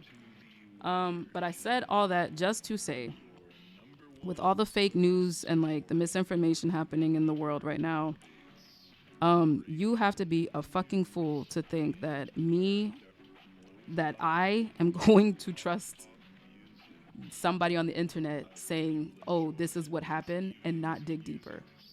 That's all I gotta say. You have to be a fucking fool to think that is like the smartest thing to do. I'm not doing that. I'm a smart person. I'm not doing that. I'm not the smartest, but I'm fucking smart. I'm not. No. I don't know you. That's all. That's all. We can stop the politics talk now. So a somewhat controversial Edward Williams quote about the exact phenomenon. I don't know who that is, but you can send some info on the server and I can look into it, to that quote and this person, because I do not know who this person is. But yeah. But anywho's, yeah, I'm not gonna be doing a game stream this week. I'm so sorry. we do have to get caught up on Resident Evil Remake though. I will say that. Is anybody still playing Resident Evil 4 Remake? I feel like the hype for that game has like come and gone. Like truly, like nobody is playing that shit anymore. Is it just me? Even like I would look on like the what is it? You know how like Twitter has like, not Twitter, sorry. You know how Twitch has like all of the game, like, what is it? Not genres. Not the you know what I'm trying to say? It'll have like each game pop up. It's a short ass game. Is it really? I didn't know it was that short. But like, you know how Twitch has like the stuff, like each game will pop up and you'll see how many people are actually following the game. The numbers have dropped so much. And I'm like, damn, I haven't seen anybody posting any videos. I think Dashi had finished it in one go. I would like to play the game on stream, so I haven't been watching anybody's videos. I've just been noticing like there's not many there hasn't been many things up. It's too short. Decent. Oh, you finished watching it? Mostly achievement hunting and speedrunning. Okay. This is random, but shout out to the Schomburg for placing you next to Harriet Tubman, Demon Slayer. Ooh! Oh, that reminds me. Oh, okay. Okay, wait, hold on. That reminds me. I have some good news about some stuff. I can't really talk about it too much because, again, nothing has been finalized yet. News one. The influencer I was telling y'all about that wanted to work with me,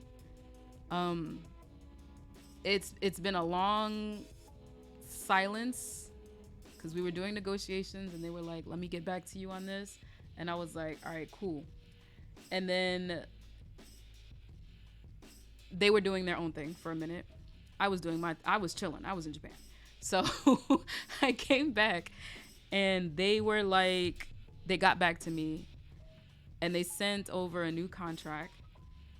I looked over it a little bit. It's way better than what they initially sent. I feel like I still have a little bit of I don't know, some things that I may have to figure out. Some questions I might have to ask. some clarity that I need. But yeah, it's looking better than that first contract, for sure. It's looking a lot better than that first contract. So I'm excited because I really, really want to work with this person. But I'm not trying to be too open, you know what I'm saying? I'm trying to keep it low. You know, and if it works out, it works out, and if it doesn't, it doesn't. But we're hoping for a good workout. We're hoping that it's good and it works out. Second thing, David Crownson has so David Crownson, who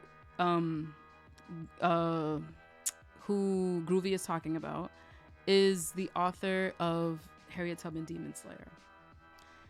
And I was tabled next to him at the Schomburg, and he had followed me online a while back, and I had followed him back because Nick did some covers for him, and so I knew about his work mostly through Nick, and I was like, okay, cool. And then I had heard that like Harriet Tubman Demon Slayer was being picked up, I think by Disney, and I was like, oh, that's cool.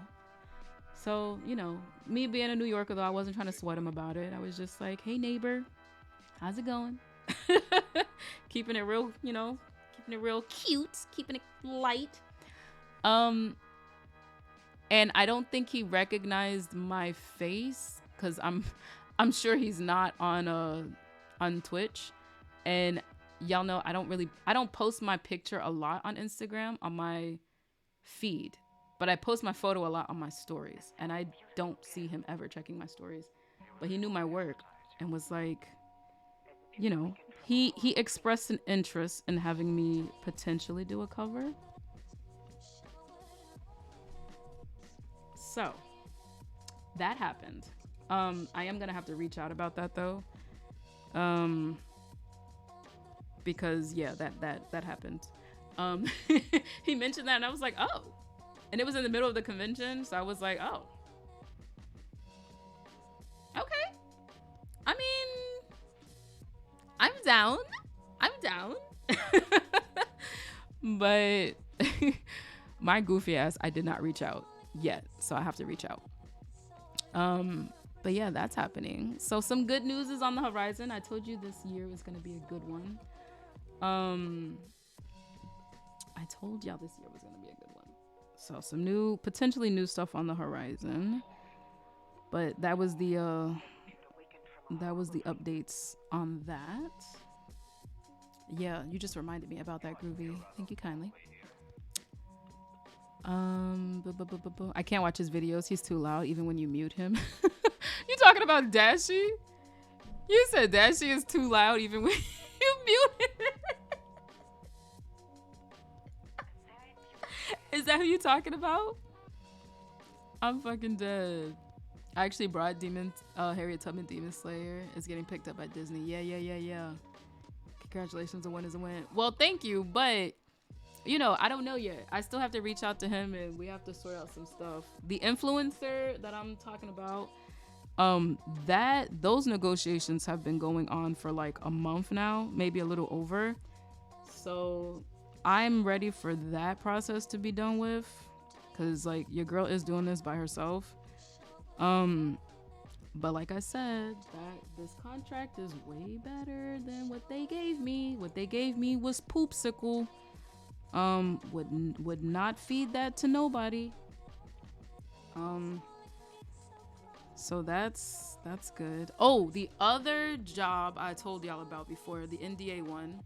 And I know, like, I'm trying, you know, I can't say too much, but I'm trying to tell y'all as much as I can without getting in trouble or like without ruining stuff. That job is done. So y'all will see like a collaborative effort happening, but I can't say anything about that because I actually did sign an NDA on that one. So hopefully that comes out. Hopefully they didn't just hire me and they won't use the stuff that I did, but that should be coming out soon. I don't know when, maybe in the summer, but I will share the hell out of it when when it comes up. I most definitely will do that. Um, let's see. This is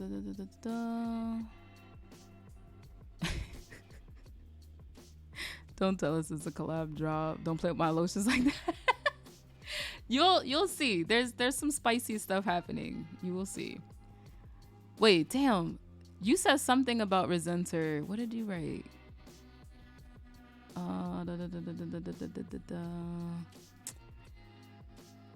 Dang. Dang, you said something about Resenter, Groovy. I can't remember what it was. Was it you? Oh yeah, I'm just gonna put this out there, patiently waiting for some Resenter merch. It's gonna come. It's gonna come. The thing about Resenter though is like it's still early, and like I want people to like get into the story, be invested. I want to get to a point where like, and I know you're already there, Groovy, but like I want to get to a point where like people are like fiending for Resenter merch. I want people to be like unable to breathe. Like, could you imagine if there was no like Jujutsu Kaisen merch or like Demon Slayer merch in 2020? There would be riots in the street. That's what I'm waiting on. That's what I'm trying to do.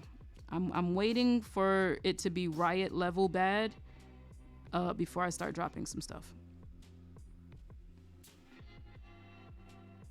That's all.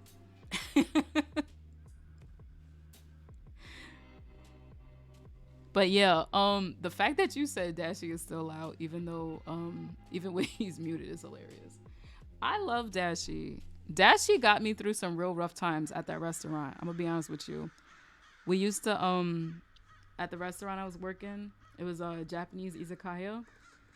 We used to have our break times. They used to call it comida because we just used to eat food. It was dinner time, so we would just call it comida. And it was like a 30-minute break. Yo, I would watch so many of Dashi's videos during my break. It was not a game. Like, when I say that man got me through some tough times, he got me through some tough times. But I have outgrown his audience. Like I am no longer in the age range of his audience, I would say. So, you know, I'm still sub though. Dashi will always have a place in my heart. I appreciate you, Charlie. I appreciate you so much.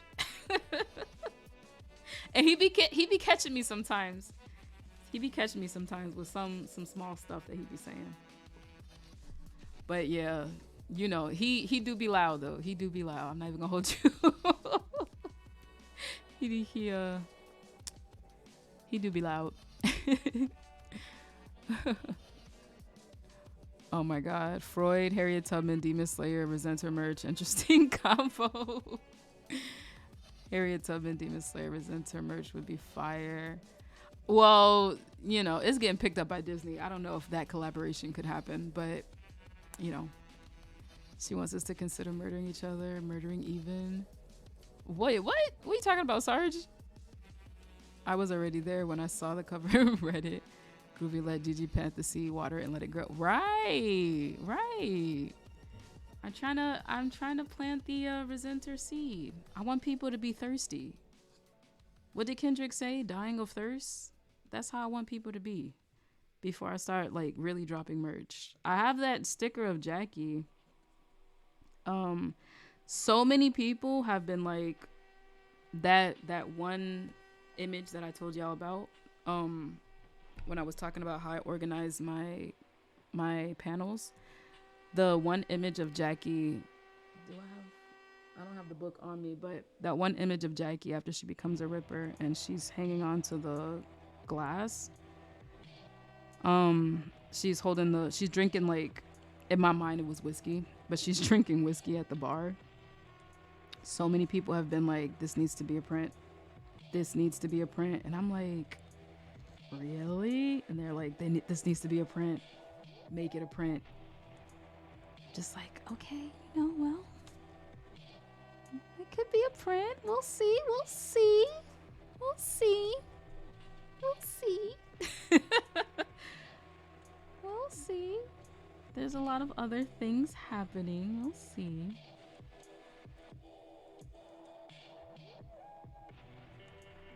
But yeah, I know.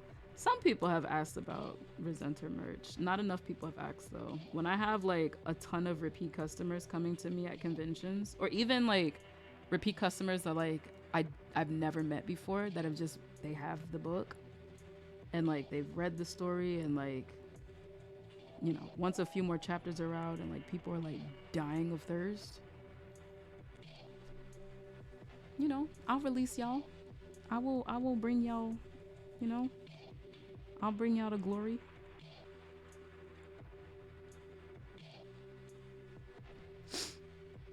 You've outgrown his audience. I wonder why. Yeah, you know, I still appreciate Dashi. Like I said, that man got me through some tough times, but I'm definitely not his target audience anymore. I've aged out. I was probably already older, on the older side of his audience anyway, but I have certainly, if I didn't age out then, I am certainly aged out now. Hey, what's up, Mega? How's it going? How's it going? Howdy do, howdy do.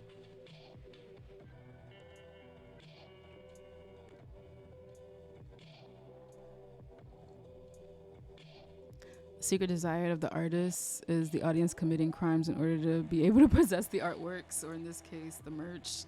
Murakami. That's true. I want people to be like throwing garbage cans through glass windows looking for Resenter merch.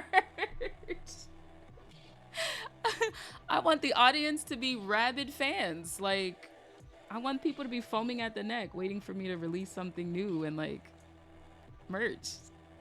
Yeah, that's what I want. That's definitely what I want. I like, unironically, like, throw a trash can. Like, that is what I'm waiting for. Like, riot at the convention that I'm at.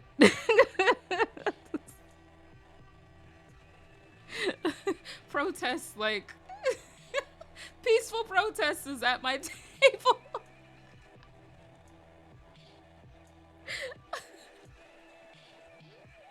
That's what I'm looking for. Don't write that down.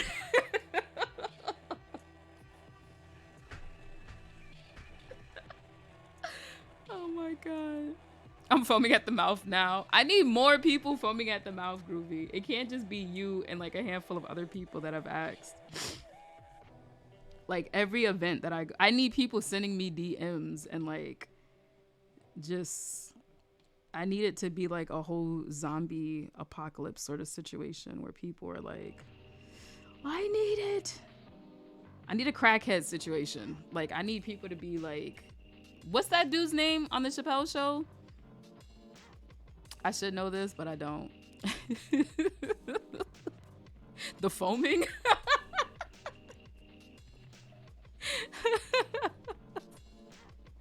I'm just saying. I actually have a question about Resenter. I probably can't. What question? Tyrone Biggums. There we go. Yeah, I'm trying to have like an army of Tyrone Biggums. Just like, where's the merch? The way that the Bayhive was on Beyonce about the Formation DVD and these Renaissance visuals, that's what I want for Resenter and the merch. Like, I want that. I want that level of like unrest. That is what I'm seeking. Not Yuki just now eating her food. My girl.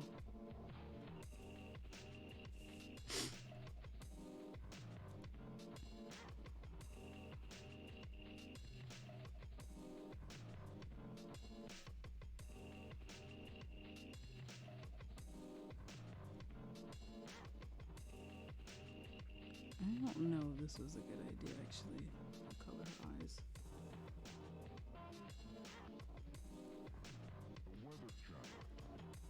Oh, man. So you're saying you want us to be itchy and have dry ass lip for resentment?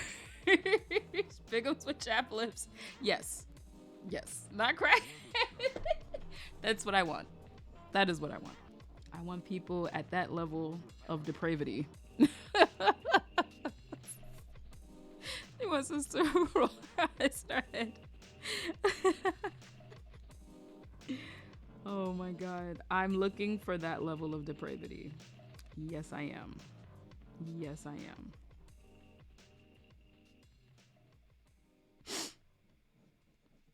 I don't know if this is allergies, but I've been having like so much like excess like,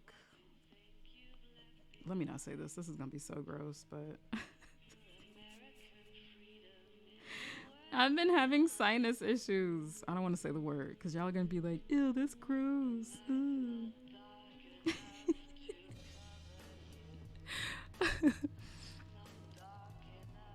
To toss and turns in our bed. Exactly. Groovy can be ashy for all of us. I like to be moisturized.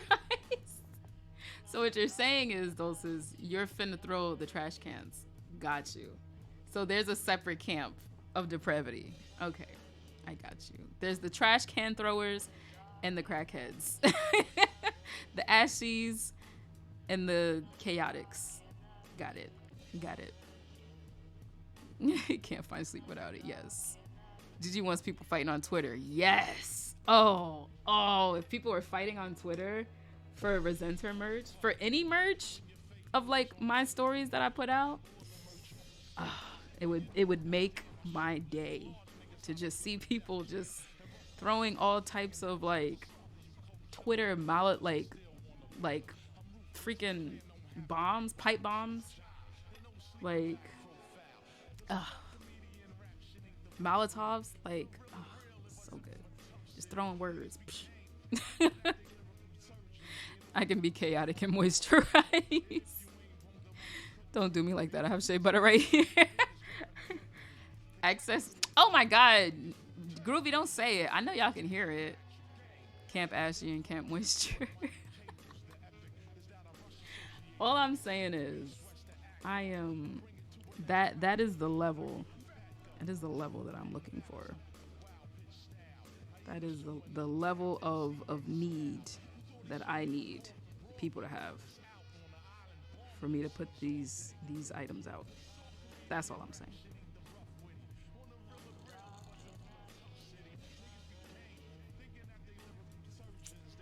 Okay, I think I might change her eyes here. I'm actually not feeling this expression. That expression may have to go. Obviously, I'm Camp Moisture. Groovy is defending that title. He's like, you're not finna call me ashy. Oh, no, ma'am.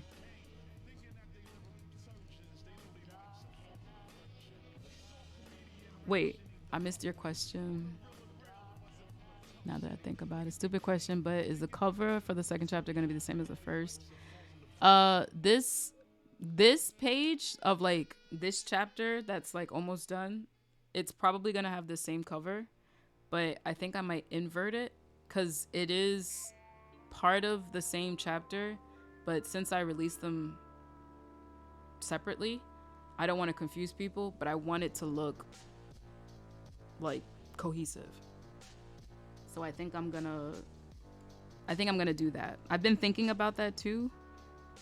So the official full chapter, the full first chapter is about 60 something pages long. This won't be an issue because I'm planning on doing volumes once I get about 5 to 6 chapters in, and then I'll release a full volume. I'm gonna be honest, I will probably kickstart it, which I'm a little terrified about. Hopefully it'll be this year, but I'm still terrified. Hi Yuki. But hold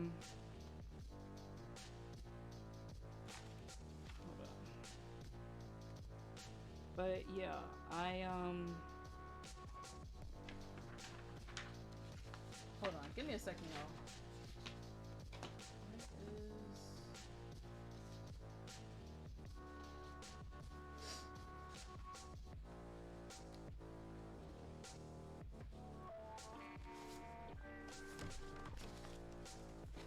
Yeah, when I like I said, when I get the volume going, it'll be in one chapter. It won't be separated like this. This was literally just like I said, if I didn't do it this way, Resenter wouldn't have been done at all. Or it would have been, but like incredibly slowly. And ain't nobody got time for that. Ain't nobody got time for that. Comics and like comics take forever to do anyway. Like as is. Ain't nobody got time for that.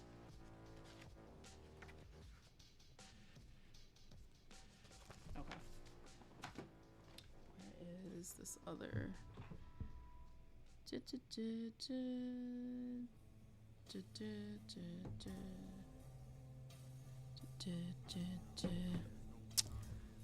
Bum bum bum bum. Obviously, I'm Camp Moisture. Dulce says otherwise. That's crazy, bro. Hold on, I'm trying to find my reference for Jackie's face. I haven't drawn her in a minute. So I can get my references back up.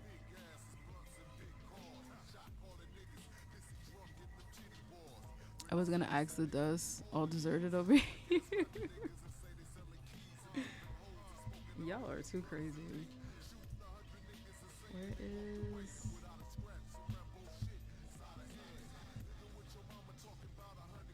okay. I just feeling like her cheeks were a little too fat. Okay. Yes, we're here for the volumes. Let's go. It'll come. But that's why I need this like hermit season, you know what I mean? Cause like this shit is a lot of work. And you don't make any money while you're doing this. So that's why I have to stream on Twitch and open up Patreon. And I have the online shop and stuff like that, and you know? Cause if I take client work, I can't work on manga. I cannot. I don't have enough energy or time. What is this rap stuff that's happening again? Like, I'm not trying to get in trouble. Like, I am not trying to... I just want, like, quiet music. This is my song. I'm sorry. I love this song so much. I know y'all hear this at the beginning of every stream, but it's such a good song. Insert scene of white chicks does joke here. Go ahead. Now, ma'am, if you don't go away... Okay. Yeah, go on. You know the computer's listening too hard. What's the hardest thing about putting your story together? The hardest thing about putting a story together...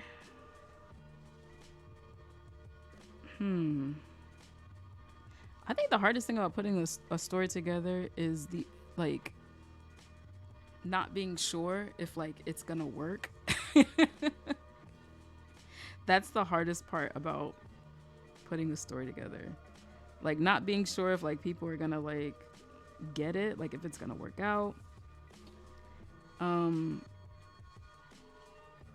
think that's probably it.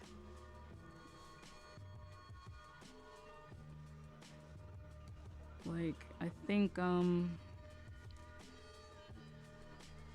like, Resenter is coming from a personal place, but it's not my story. But the feelings that come up and, like, the questions that come up are things that I have, like, felt and questioned. But, like, I don't know. You don't always assume that, like, people are gonna feel the same way. So it's like, damn, are people gonna get it? Or like, I don't know. Are people gonna get it? So far, people have enjoyed it though. Once I have more chapters out, I'll probably release the first chapter for free. But I'm not quite there yet. But I want more people to have access to this story. Not just this story, but definitely this story. What's your favorite part of the comic making process? Probably inking, I'll be honest with you. Storyboarding is fun because of the like creative aspect, but it's so fucking hard. That's probably the hardest. That is probably the hardest. When you asked about like the hardest part about putting a story together, I was thinking about the writing bits, like actually like writing a story and crafting a story. But like comic process wise, the hardest is storyboarding. It just takes so much out of you. I think Brandon and I were talking about this on stream before, but like it's exhausting storyboarding. It takes so much out of you, and like it requires a level of stillness that I should be implementing more into like my work time, but I don't, because I don't know, I think something's wrong with me, but it's just a level of deep focused work that I don't really, that like I need that environment more so that I can focus more quickly on making storyboards. Welcome back, Kage.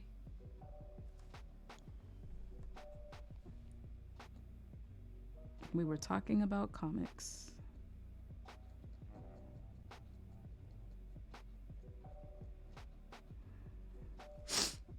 This dog almost killed you. Lord, what happened? Public service announcement. Nobody bother her during her Herman season. We need resenter. We need hashtag we need resenter. That's what I'm waiting for too. For when people are really wanting the merch, make a hashtag. Complain. Yell in the streets.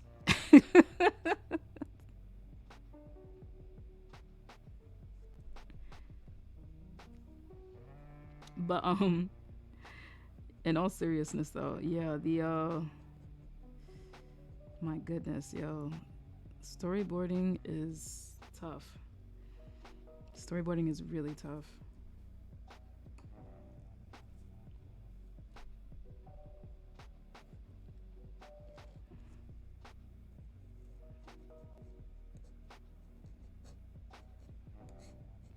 But inking is my favorite process.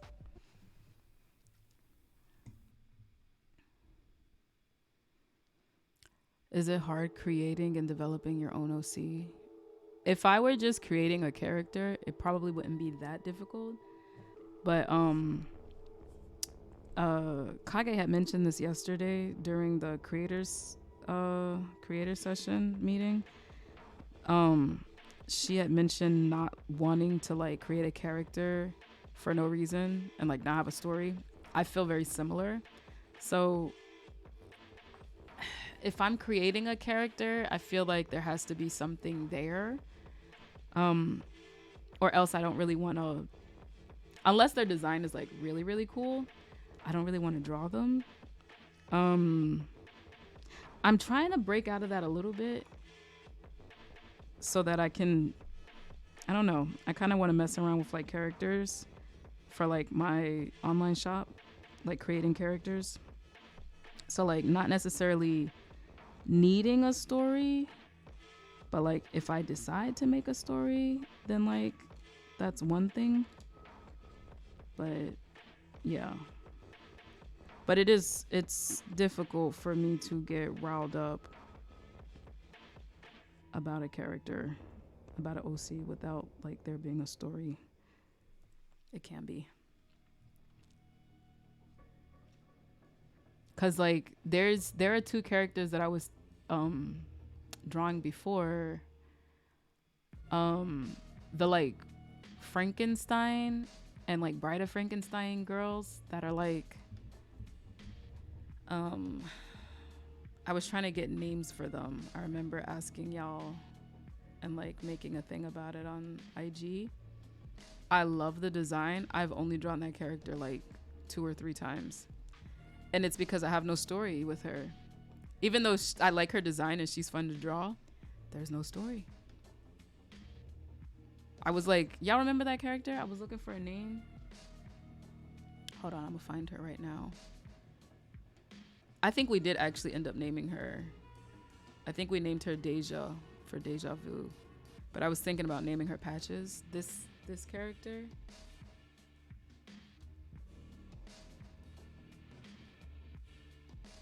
This like Frankenstein kind of character.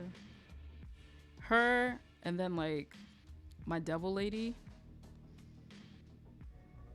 I want to create like a world of like these like weird characters, but I also want there to be like a story though. But I can't make stories for all of these characters. Here's the original sketch of her. This needs to be a sticker. I need to stop fucking around. I'm gonna find this file, color it, and make it a sticker. Cause I really like this. Like, why is that not a sticker?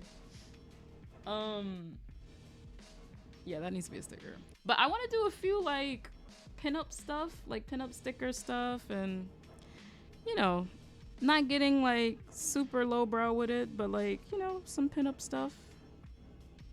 You know, where some people can come to the booth and be like, "You got the goods," and I could be like, "Yeah, I got those goods." Well, that kind of stuff. Just a little bit.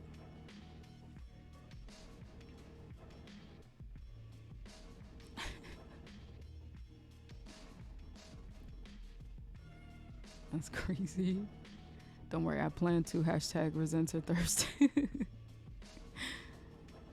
Me, Snow, and Baxter are about to be on a shirt. Oh no! Did y'all almost get hit by a car? Lord. I felt that when Kage mentioned it. Yeah, it's hard to draw. I don't know. It's hard for me to draw characters without there being a story or something connected. I don't know. I don't know.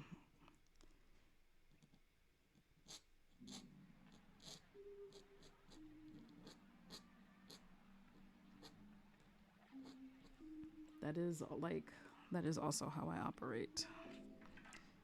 But I really am trying to get over that because I would like to create like a thing of characters for the shop. And like if I decide to make stories out of them and like, you know, create like one-shot manga with them, like, you know, some stuff here and there, then fine.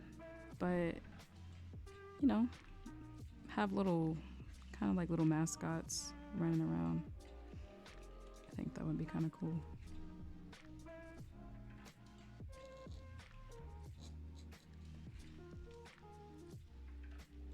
I watch enough crime streamers on YouTube, and I'm about to see Mod Claimed by Dogs Whilst Walk come up with my recommendations. I'll truly never be able to draw a random character. They will always have to be pulled in comics or film of some sort. Yeah, I feel that. Bro, he hasn't done this in so long. The fact that he chose to do it while we were crossing the street. Yo, he had a grudge. Oh, yeah, you remember, Kage. Will you be introducing any new characters in your story that are just as important as your OCs? In Resenter, you mean? Like in this new chapter? In this new chapter, not really.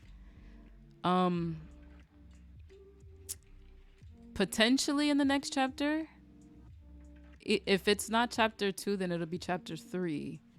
But I don't want to say too much, but the character that Jackie found at the bar is definitely an important character, a very important character.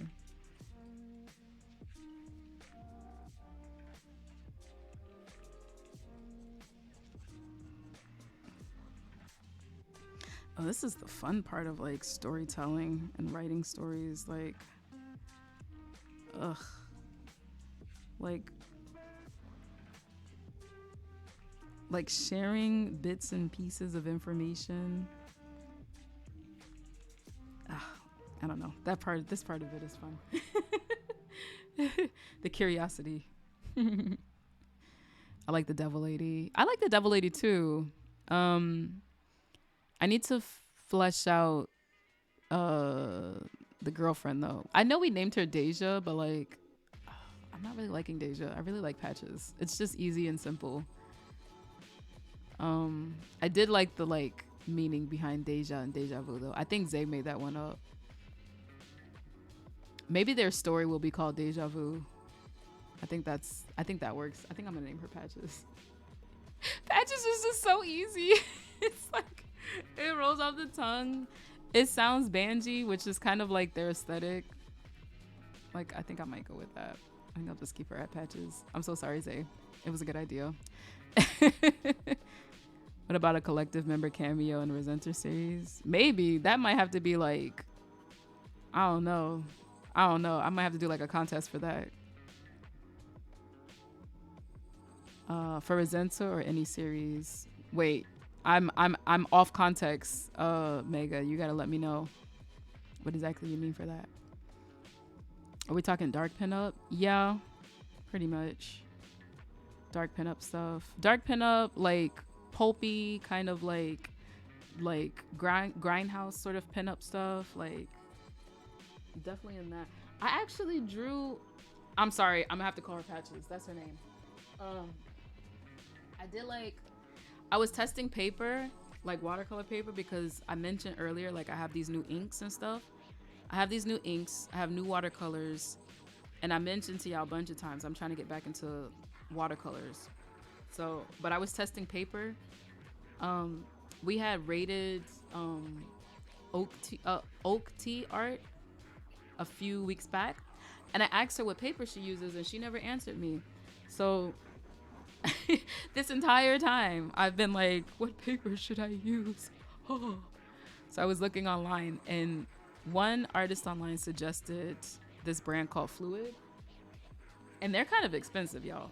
They're kind of expensive. So I checked them out, but I got a small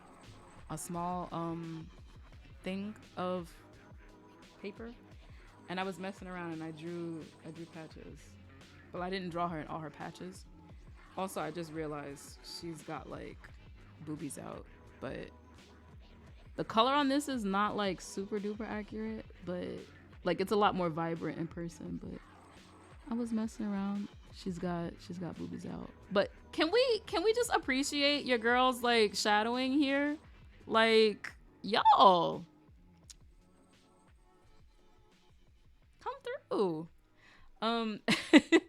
But anyway, I want to draw her more. Her, and like this was like the face is just not, it's not good. I'm fully aware this does not look good.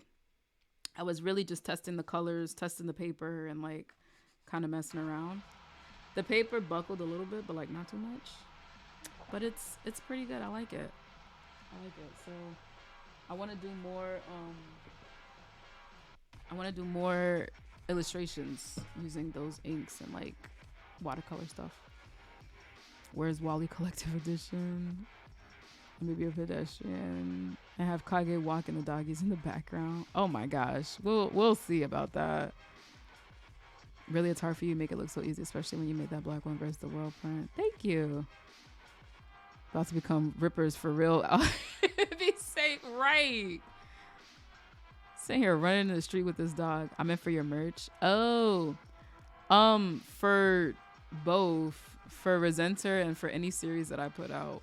But while people are waiting for Resenter merch or anything that I put out, or like story wise, like manga wise, I did want to have like, you know, just a small thing of characters that I could just mess around with and create art with and like create merch with and like stickers and stuff. This devil lady, Shibe, her stickers are gone. I have to reorder stickers because people really liked her. So I want to do more pinup sticker stuff with her and Patches and Patches' girl, who I don't have yet, but I'll figure it out. But yeah, cute little backstories maybe, but just to like keep me motivated to keep drawing them. But I need to do more of that. So that means I need to be in my hermit crab time. Patches is a cool name, pretty gangsta in a way, right? Patches is cute.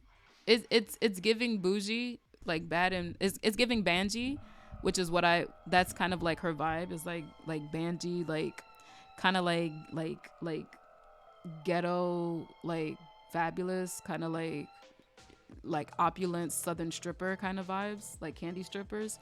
That's the vibes that I'm going for with her and with Patches and her girlfriend. And I feel like Patches works.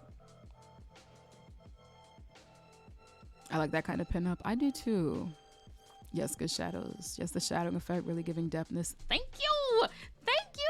Giving Zep realness. Thank you.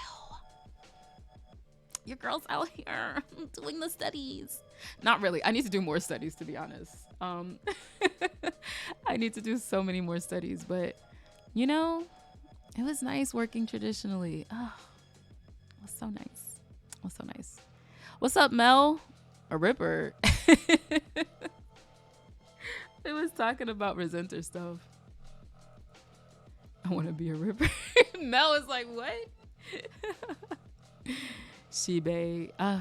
Shibe.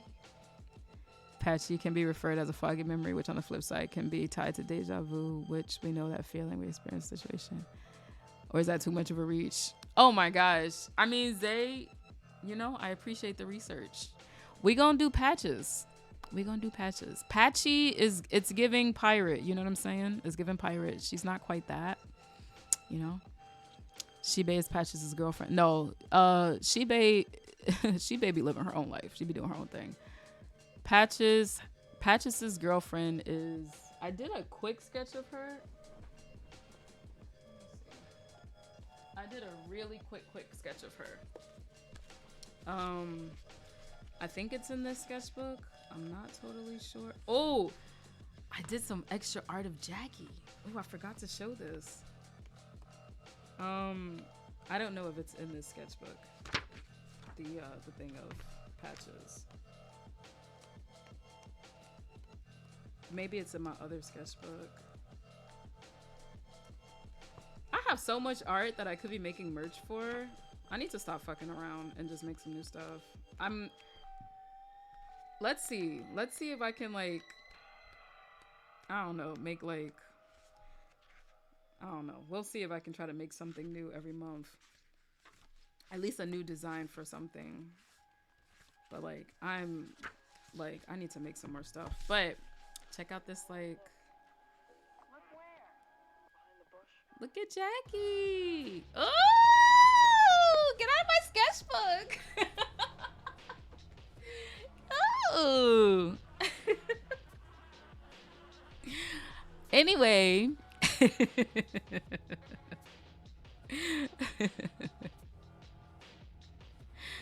Oh man. Oh, Chinese Biohong watercolor paper 100% cotton is commendable budget wise. Jackson's art in the US has. Ah, okay. Let me write that down. Wait, I didn't see it. It's okay. I'll post it up at some point.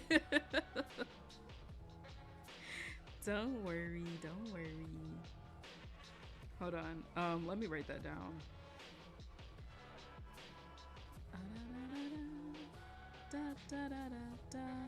You know what I really hate?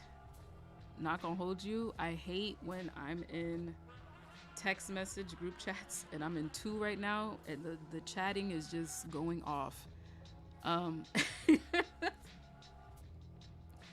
I don't think people realize that when the chatting is incessant, like your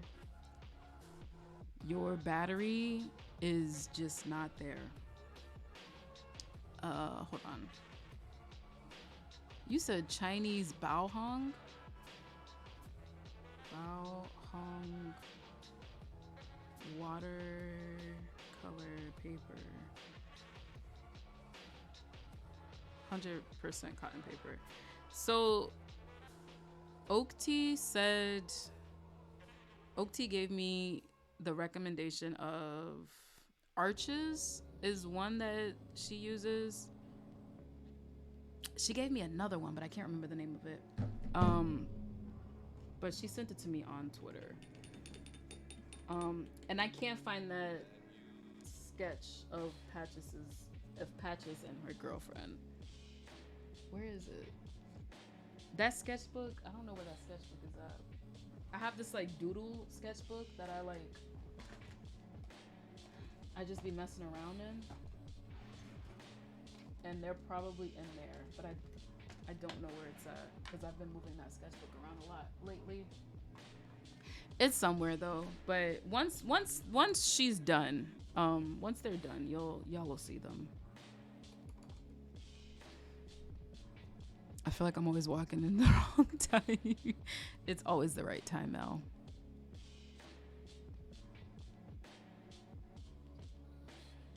Oh my God, he said he want to be a Ripper.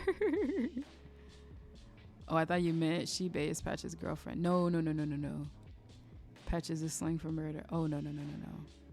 I'm tired, y'all. Oh my goodness. But no, Patches, I don't have a name for her girlfriend yet. I feel like Zay offered one name with Deja Vu. It was Deja and something else. I'll have to look through those comments again, but I think, I don't know. I don't have no name for her. Not yet.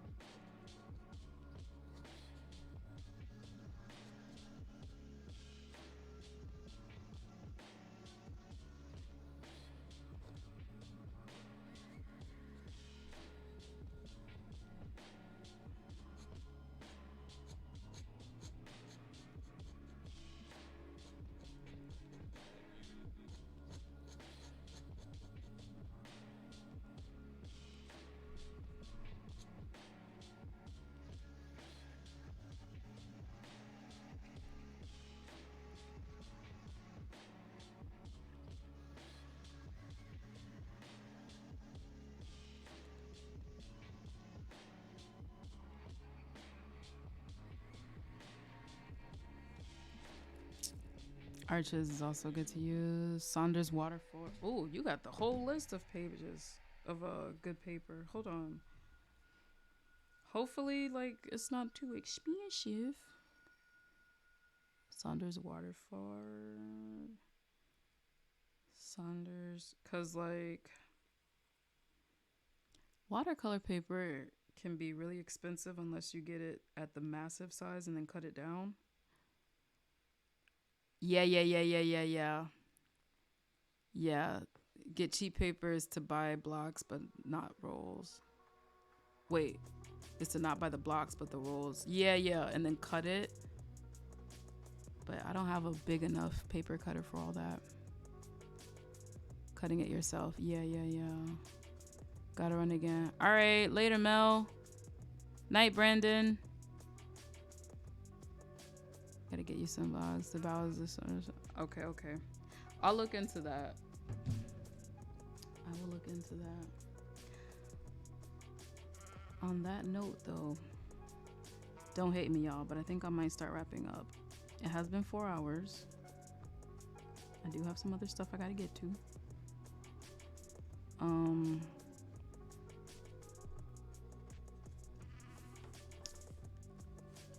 And we're almost there.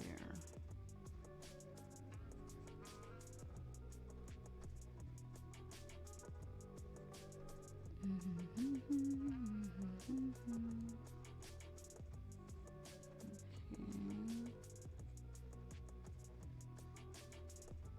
might be a little too long. I think it's a little shorter.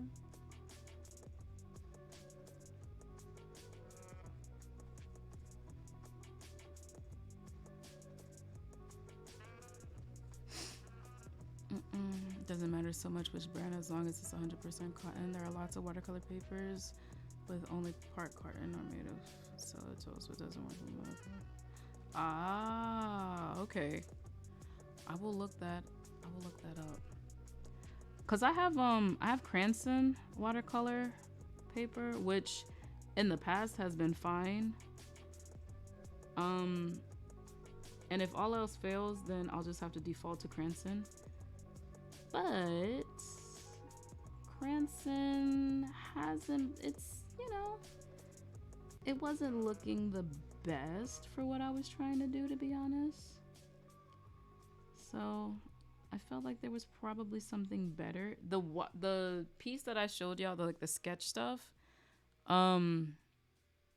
it was, that paper held much better. Cranston buckles. I'm kind of water heavy with my watercolors. So my shit was buckling with Cranston. Like buckling a lot. So, you know, I also need to be a little less water heavy. But in the meantime, I need to find like a good enough paper.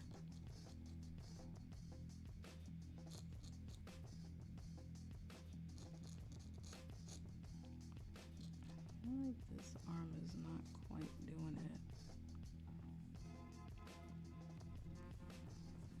That's fine.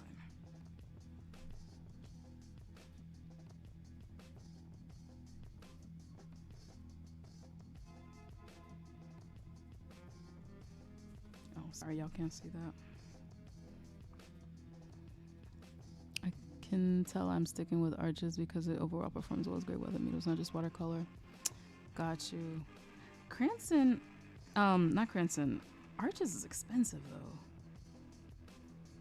It's the only thing. And you know what? It's not that expensive if you use smaller paper, and I may just have to use smaller paper. And like, that's it. It's kind of weird for me to use smaller paper because I use paper that's like this size. But to be fair, all of my drawings inside each of the panels is pretty small.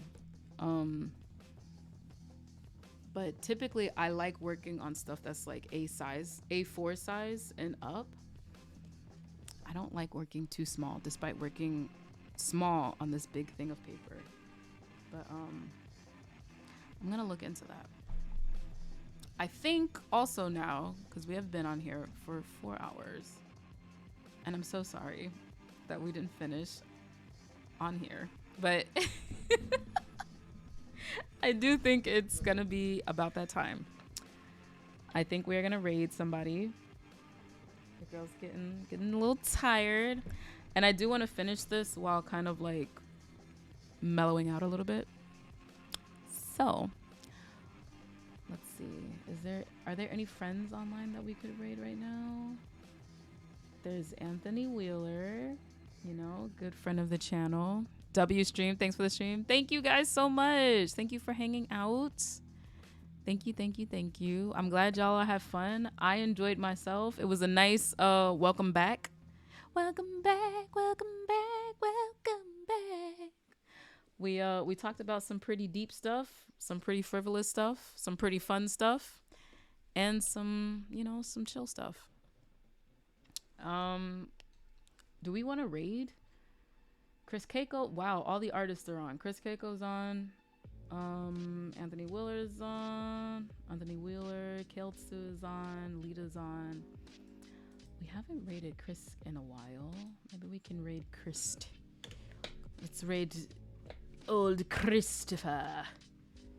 Young Chris Keiko. Oh, he's got an ad running. Okay, well. Did I forget one? I don't think so. I don't think so. Okay.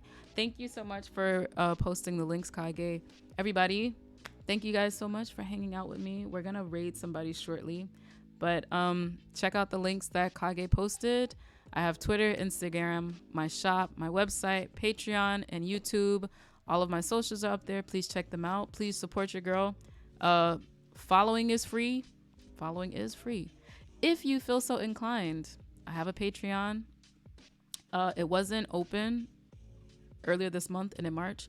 It is open now. I told y'all Hermit season is here. I'm going to be working very intensely on Patreon, uploading pages and showing new concept stuff for Resenter.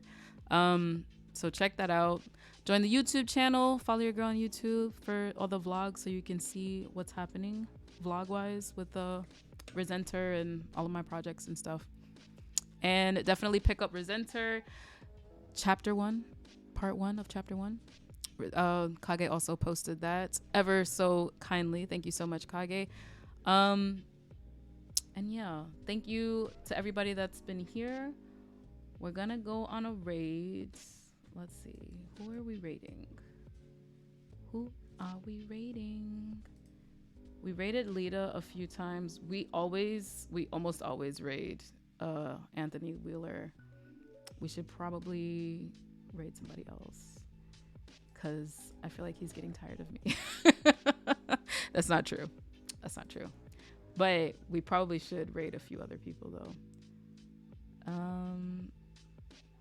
Kels is working on. Oh my God, Kels. Kels is working on some stuff. Oh my gosh, everybody's on right now. I don't know who to raid. Y'all are gonna be like, bitch, raid somebody. I know. I'm sorry. Give me a second. Damn. We got some good options here, you guys. Kelsu is okay. Let's see. Let's raid Chris. We haven't raided Chris in a minute. I think I raided Chris maybe like one time. So we should probably raid Chris. And he has the least amount of people watching at the moment. I think he's been on for 3 hours. I hope he's not winding down. Okay. All right. Bow. Bow, bow, bow, bow, bow. Okay. Oh, it has followers, sub chat only. Ah, Chris. Well, okay, you guys. No raid message today. I don't know how many of y'all are going to follow, but thank you so much again for following the stream and hanging out with me and, you know, dealing with my shenanigans. I'm going to be back regular schedule programming for all 3 streams next week, but I will be back on Thursday, 1 p.m. EST. I'll be done with this page by then, so I think we might work on some illustration stuff. I think I might mess around with the inks and stuff like that, to be honest with you, and mess around with the new paper that I got. So cancel. His artwork is really good though. I don't know what he's talking about, and he's doing a digital piece. He usually works traditionally, but he's, you know, his artwork's really good. You guys should check him out. It's a silent work stream, but he's working on something intricate. So let's go say howdy do. I'm already following him, so I will be the harbinger of the raid chat, the raid message. Anyway, y'all, thank you so much. See you Thursday. Peace.